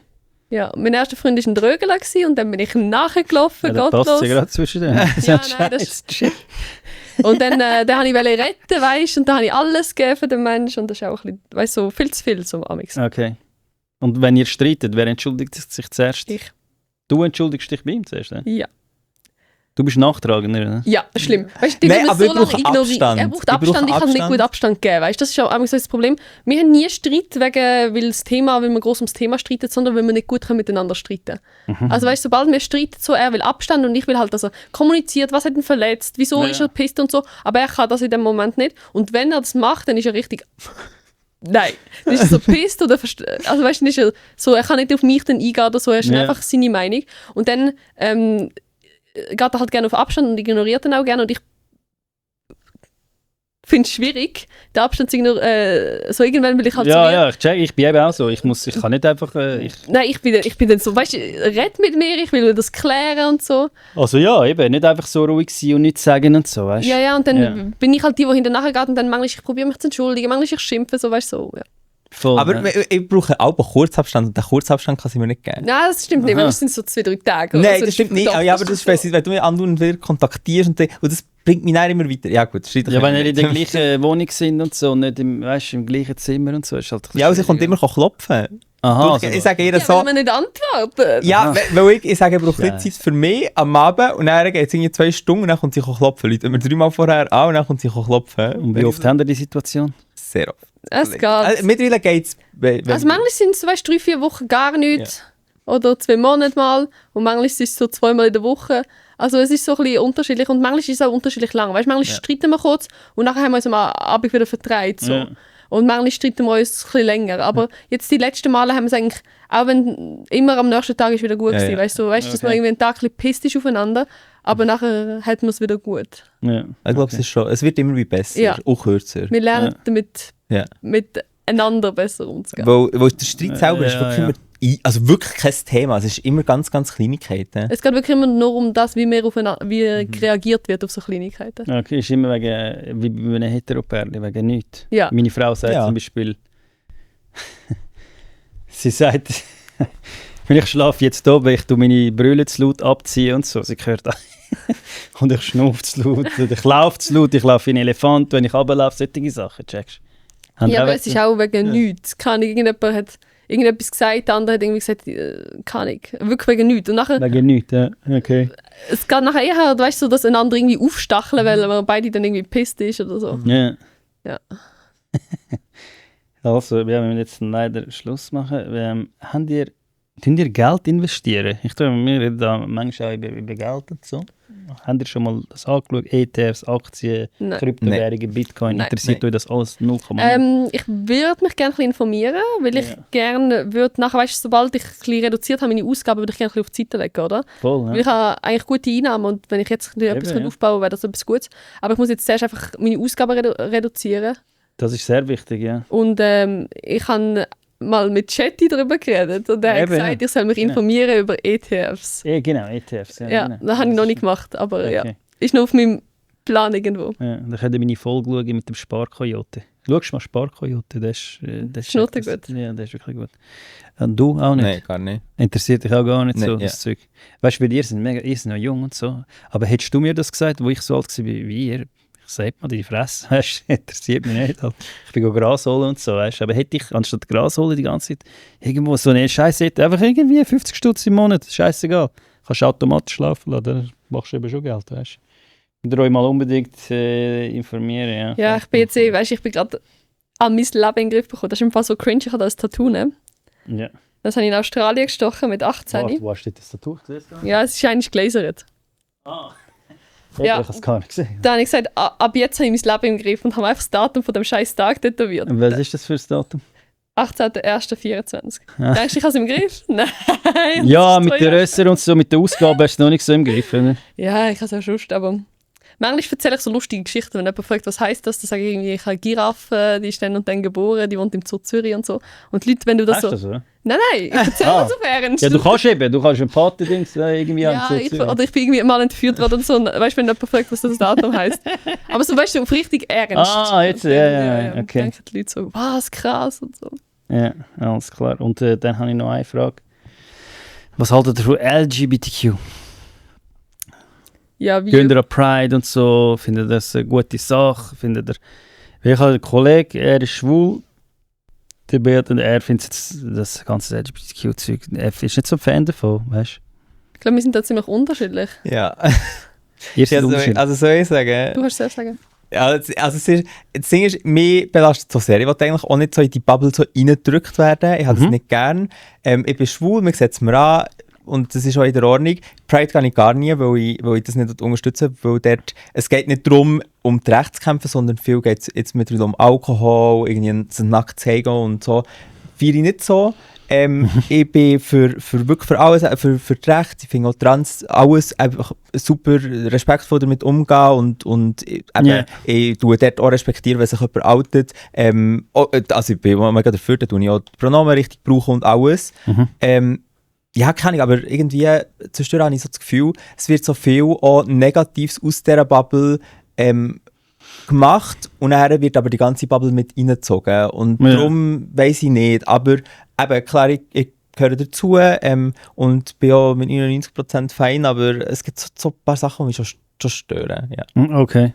Ich finde, das hast du eigentlich schön gesagt. Natürlich ist es so wie, weißt du, in jeder Gesellschaft, also in jeder Gruppierung gibt es positive und negative Beispiele. Und es ist natürlich schade, dass die negativen Beispiele dann auch immer über die positiven geleitet werden. Ich glaube zum Beispiel, dass Pride zum Teil auch schön sein kann, so, weil ich kenne viele Leute, die weißt, dort Freude haben und Spass haben mit Leuten. Ich bin mit Kollegen oder mit meinem Bruder Pride und wir haben einfach dort eine schöne Zeit gehabt und so schön gefunden, dass halt jeder ein bisschen akzeptiert wird, wie er ist. Und natürlich findet man dort jemanden nicht gut, der dort irgendwie mega besoffen andere anmacht, ob das jetzt ein Mann oder eine Frau ist oder zu welcher Gruppierung gehört. So. Ja. Ich finde theoretisch ist schon wichtig, dass es LGBTQ gibt, so ein bisschen, Okay. weil ich das Gefühl habe, dass es manchmal Menschen gibt, die aufgrund von zum Beispiel ihrer Sexualität Gewalt erfahren oder ausgeschlossen werden oder gemobbt werden. Und ich finde das falsch, dass jemand schlecht behandelt wird aufgrund von der Sexualität. Ja. So, und darum finde ich, dass es schon gut ist, dass man das wie so macht, dass es akzeptiert, also weißt du, dass man macht, dass es in der Gesellschaft mehr akzeptiert ist, dass es gesehen wird und so. Und es kommt halt darauf an, wie man das macht. Weißt du, was ich meine? Wie man das macht. Aber irgendwie so, dass man halt gesagt, das sind ganz normal, also das ist jemand ganz Normales und das ist ein ganz lieber Mensch und der ist nicht etwas Schlechtes, weil er jetzt schwul ist und so. Aha, ja, nein, das meine ich gar nicht. Ja, Und darum, zum gewissen Punkt finde ich es darum wichtig, so. Genauso wie, weißt, wie Feminismus wichtig ist, solange es Frauen gibt, die noch unterdrückt werden für ihren... Gesunder Feminismus eigentlich. Die eine hat es zerstört, finde ich. Es kommt natürlich drauf an. Ja, aber weißt, solange es auf dieser Welt noch wo Frauen gibt, die aufgrund, weil sie Frauen sind, kein Recht haben, finde ich, dass es wichtig ist, dass man Gleichstellung von Männern und Frauen anschaut. Ich sage ja nicht, dass ich mich jetzt benachteiligt fühle als Frau, gar nicht, aber ich finde, dass es auf der Welt noch viele Orte gibt, wo Frauen sehr benachteiligt sind, weil sie Frauen sind. Oder wenn es um Gewaltverbrechen geht, bin ich ja auch benachteiligt, weil ich eine Frau bin. Aber es gibt eben viele Frauen, die hier in der Schweiz sind, die eigentlich gar nicht so benachteiligt sind und dann eben so Männerhass sagen, dass sie hassen Männer. Also ich bin nicht für Männerhass, aber ich weiß nicht, wie oft bist du schon mal irgendwie dumm angetatscht worden oder die Leute, also weißt du, so irgendwo beim Ausgang oder so, da hast du Angst gehabt. Meinst du, dass eine Frau mich an den Arsch gelangt hat oder so? Meinst du? Ja, oder, weißt du, ich habe schon, seit ich 13, 14 bin, dann erwachsene Männer mir hinterher pfeifen, mir irgendwie Schon? Schutz lange, wenn ich irgendwo unterwegs bin. Irgendwie, wenn du in Party bist, du musst aufpassen. Ja, aber warte, du musst mal das schauen. Die in Thailand sehen immer so Videos, wie die im Strich dort stehen und nachher die Männer gehen zu ihnen und so. Musst du mal schauen, ist krass. Stell dir vor, das wäre umgekehrt, das wäre unglaublich, aber weißt du. Wenn das Männer würden bei den Frauen machen, bei den Thais. Ich sage nicht, dass ich mich dann teilweise so, weil ich eine Frau bin, zum Beispiel, gehe ich nicht gerne alleine in den Ausgang. Würde ich nie machen, weil dann, ich muss mich irgendwo können wie bei jemandem sein, wo ich so. Ist so schlimm, wenn du jetzt allein in den Ausgang gehst, langen dich die ganze Zeit Männer und so. Das ist schon unangenehm, ja. Schon? Okay. Wo teilweise gehst du in den Ausgang? Ja, nein, aber es ist im Fall wirklich so. Ja, okay. Also natürlich nicht ja, immer, aber schon, ich bin selten im Ausgang und habe das schon öfters erlebt. Okay, alles klar. Weißt du, vor allem wenn Leute besoffen sind, wenn die Hemmungen unten sind, wenn das alles ist so, dann... Ja. Ich kann natürlich gut damit umgehen und mich wehren und so, aber es ist manchmal schon nervig so. Ja. Aber ich sage, ich bin nicht für Männer, also ich finde Männer super. Ja, das wirst du nicht mit ihm zusammen wohnen, oder? Ja, aber es gibt eben auch die Extremen nachher, die sagen, ja, alle Männer sind scheiße, sie hassen Männer und machen Wiki-Mail und so scheiße. Ja, aber das ist halt die Geschmackssache. Das ist Geschmackssache. Die einen finden es gut, auch Leute, die ich kenne, finden sogar Wiki-Mail mega gut und so. Ich halt nicht so, jetzt zum Beispiel. Mag sie. Die einen, das ist halt Geschmackssache. Die einen gerne Tomatensauce, die anderen haben es nicht gerne. Wegen dem muss ich es mit ihm nicht gut haben. Hey, du hast nicht gerne Tomatensauce. Verpiss dich aus meinem Leben, weißt du. Nein, weißt, ich verstehe, wenn man sie nicht mag. Ich habe das Gefühl, sie tut Sachen überspitzt darstellen, wo schon teilweise zu bemängeln sind, teilweise nicht. So. Ja, ist halt einfach nicht so mein Geschmack. So, ja, voll. Weil es hat so dann Männer mit Hundekostümen, die irgendwie Wurst ins Maul nehmen und so. Keine Ahnung. Ja, ich rede jetzt nicht über Konzerte, die kenne ich nicht mal. Das habe ich so gesehen. Oder wo sie sich einen Umschnalldildo antun und Männer gehen dann auf die Bühne, die Umschnalldildos ins Maul nehmen. Keine Ahnung, ich bin halt nicht so. Das ist halt nicht so meine Sache. Ich habe nicht so gerne etwas im Maul. Wenn jemand... Checkst, keine Ahnung. Man muss ja auch nicht alles Gleiche gerne haben. Ja, voll. Ja. Ich finde, es gibt ja auch einen Unterschied zwischen du bist für etwas oder du bist gegen etwas. Die kann ja auch Sachen einfach, also keine Ahnung, du kannst auch Sachen nicht, zum Beispiel, du hast jetzt gefragt, du bist gegen LGBTQ, oder? Nein, ich bin nicht gegen LGBTQ. Aber mich stört einfach die eine Sache. Dich stört eine Sache, aber wegen dem bist du nicht gegen alles. Aha, nein. Eben, das... Nein. Man ist ja nicht eben automatisch, dass man etwas hasst oder gegen alles ist, nur weil man Teil Sachen nicht gut findet. Ja, voll. Aber mir meinen die Leute so, weil ich habe manchmal gesagt und so, ich tue zum Beispiel das mit innen und so. Ich bin nicht so ein Fan davon, aber ich bin jetzt nicht da die ganze Zeit mich am einsetzen, hey, hört auf und so. Ich verwende es halt, weißt du, so. Aber kennst du jemanden, wo du musst... Das jetzt, weißt, weil eigentlich müsste ja dann die Frau sich so denken, hey, weißt, meine Frau zum Beispiel auch, sie sagt, das ist gar nicht so wichtig. Sie fühlt sich jetzt nicht angegriffen, nur weil jetzt jemand nicht sagt, MitarbeiterInnen und so, weißt, dass sie jetzt sich weniger wert fühlt, oder? Das finde ich halt manchmal so, keine Ahnung, nicht so, ich finde es ein bisschen unnötig, ja. Aber es ist halt meine Meinung, Ja, voll. Check, das Meinungen. Aber das ist ja nicht LGBTQ. Ja, das ist nur Frau oder Mann, aber ganz LGBTQ geht ja nicht nur um innen, oder? Mich nervt das auch, wenn man dort eben eine Kinderserie hat, das mega oft, dass es so Kinderserien gibt, wo es eben dann darüber redet, dass du darfst sein, was du willst. Ja. Dass du darfst auch ein Mädchen sein und nachher tut eben meine Tochter, vielleicht, sie schaut schon nicht die Serie und wird nachher ein Bub sein, niemals. Ja. Aber es, weißt, wenn ich meiner Tochter immer wieder sage, hey, trink mal das Cola und dann probiert sie es irgendwann. Checkst du, wenn sie es sieht bei Kindersendungen. Könnte sein, dass einer von 100 vielleicht... Und das Nein, das denke ich nicht. Aber ich denke einfach, also jetzt ich beim Schwulen, ich habe nicht das Gefühl, dass man jetzt besonders muss bei Kinderserien irgendwie Sexualität... Ja, das ist Sexualität, hat doch nichts zu tun. Aber das stimmt. Ich glaube, es würde nicht ändern, aber irgendwie ist das ein Prozess und ich habe jetzt nicht unter einem Prozess zu erfahren mit 12 darunter gelitten. Also ich weiss nicht, wie es ist, darum finde ich es nicht unnötig in Kinderserien. Aber Kinderserien ist ja unnötig, wenn eine Frau und ein Mann zusammen rummachen. Also es ist ja generell einfach so... Auch das finde ich nicht gut. Ja. Also weißt du, so, ich habe das Gefühl, es ist... Voll. Ja, es kommt immer ein bisschen darauf an, wie man es... Aber es gibt verschiedene Gruppierungen in dieser Szene, wo das dann eben unbedingt mit den Kindern... Ich hatte mal eine Phase als Kind, wo ich ein Bub sein wollte. Ja, nicht, weil ich das irgendwo gesehen habe, sondern weil halt mega ist in unserer Gesellschaft so, ja, Mädchen müssen gerne Röstchen haben und sie müssen gerne pink haben. Und ich habe mich so in die Rolle reingedrängt gefühlt. Aber jetzt hast du gerne Röstchen. Ja, jetzt schon. Aber ja, du hast sogar gesagt. Aber das Ding ist, ich habe mich als Kind so in die Rolle reingedrängt gefühlt. Und ich habe Fußball gespielt als Kind. Ich bin gerne schwimmen. Ich habe so gerne andere Sachen gemacht. Und mir ist immer so ein bisschen irgendwie suggeriert worden, das ist falsch, weil du bist ein Mädchen. Und das finde ich zum Beispiel dumm an unserer Gesellschaft, dass wir mega so Mädchen Mädchen-Sachen und Buben-Sachen. Ja, Weil durch das habe ich das Gefühl, ich weiss, was du meinst. durch das habe ich das Gefühl, vielleicht bin ich gar kein Mädchen. Ich würde lieber ein Bub sein, weil ich will Fußball spielen und so. Und eigentlich darfst du ja auch als Mädchen Fußball spielen, weißt du, was ich meine? Aber vor allem, jetzt, wo ich Kind war, Aber ist das jetzt noch... Frauenfußball Ja, ist, jetzt schon, aber weißt du, was ich meine? So, dass es so Sachen gibt, das ist nur Männer und das ist nur Frauen. Und wenn du etwas anderes bist, dann bist du gerade falsch. Und das hat mich gestört als Kind. Aber viele sehen aus der Natur, das ist mein Kollege, er hat einen Bub und der wird voll mit Auto spielen und mit Bagger und so. Und meine Tochter, ich habe ihr nie Barbie, ich habe nicht so gerne Barbies, aber sie will Barbie, sie will das Schmink, sie will alles pink, sie ist voll, weißt du, selber irgendwie, die einen sind halt das von Natur aus die Mehrheit, du kannst nicht alle in den Topf Ja, aber ich glaube, du schmeißen. schaust halt auch ein bisschen an, weißt du, so ein bisschen... Ja, wir haben natürlich Wie alles ist die Gesellschaft, weißt du, wie ist die Mami und wie ist Papi und so. Ja. Und das ist ja auch, also ist ja nichts Schlimmes so. Aber dass es auch okay ist, wenn jetzt zum Beispiel ein Bub mit einer Puppe spielen, wieso nicht? Wegen dem wird er nicht schwul. Ja, ich sag dir ehrlich, weißt, ich würde nicht lügen, aber wenn ich jetzt einen Sohn hätte und er würde mit Puppen spielen, okay, aber ich würde dann schon, ich tue mir so das Auto an, und ich nehme so eine Story so weg und so, check. Nein, Das würde ich schon zur machen. Weihnachten habe ich von meinem Grossi einen Traktor bekommen und meine Cousine eine Puppe. Und das Ding ist, den Traktor habe ich nie angelenkt und mit meiner Cousine mit einer Puppe gespielt. Hast du mit Mein Puppen Grossi- gespielt früher? Ja, und dann habe ich mein Grossi eine Puppe Ja, geschenkt. mit Autos Aber und eben, ich habe das Traktoren dann noch nicht bewusst wahrgenommen. Da bin ich so jung gewesen. Also, Aber das hat doch das nicht ist, mehr es ist ja schon ein gesellschaftliches Ding, weil du musst jetzt denken, früher war ja die Farbe der Männer rosarot, also rote rosarot und die Farbe der Frauen war blau gewesen. Schon? Okay, Ja, und alle Frauen, also weißt du, so Kinder, man hat alle Mädchen immer blau angezogen und die Buben halt eben rosarot und das ist voll angenommen in der Gesellschaft und die Frauen haben halt gerne blau gehabt. Ich habe auch das Gefühl, das Kind, du wachst halt mit dem auf und für dich ist das auch einfach, Ja, vielleicht das entwickelst du wird dann auch dann ein normal. Das ist Interesse schon für so, das. ja. So. Aber dass es halt auch okay ist, wenn du etwas anderes machst. Weil eben, ich habe plötzlich das Gefühl gehabt, ich muss jetzt Mart heißen und ich will jetzt ich will Fußball spielen und ich will... Und du willst ja auch nicht eine Frau sein? Nein. Nein, ich will ja auch nicht ein Mann sein. Nein, ich meine, weil er Ja. steht ja eigentlich auf das andere Geschlecht und so. Dann kann es ja sein, dass die einen, die wollen dann halt das Geschlechter... Nein, ich habe das dann auch schnell Anpassen. gecheckt, so, weißt du, dass ich eigentlich gerne Frau bin. Einfach, meine Eltern haben mich ja auch immer machen, was ich will, weißt du. Und das hat Ja. mir schon geholfen, dass ich habe gemerkt, ich kann machen, was ich will und ich kann auch trotzdem ein Mädchen sein und ich kann trotzdem, kann ich Fußball spielen und nachher mit dem anderen schlägeln oder was auch immer. So. Wir kennen den Chris Brönnimann.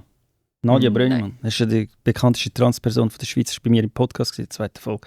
Und er ist ja, hat sich als Frau eine Transition gemacht. Dann war er eine Frau gewesen, und er bereut es, oder? Er hat es nachher bereut und jetzt ist er wieder ein Mann. Aber er hat doch, schon kenn alles abgeschnitten und so.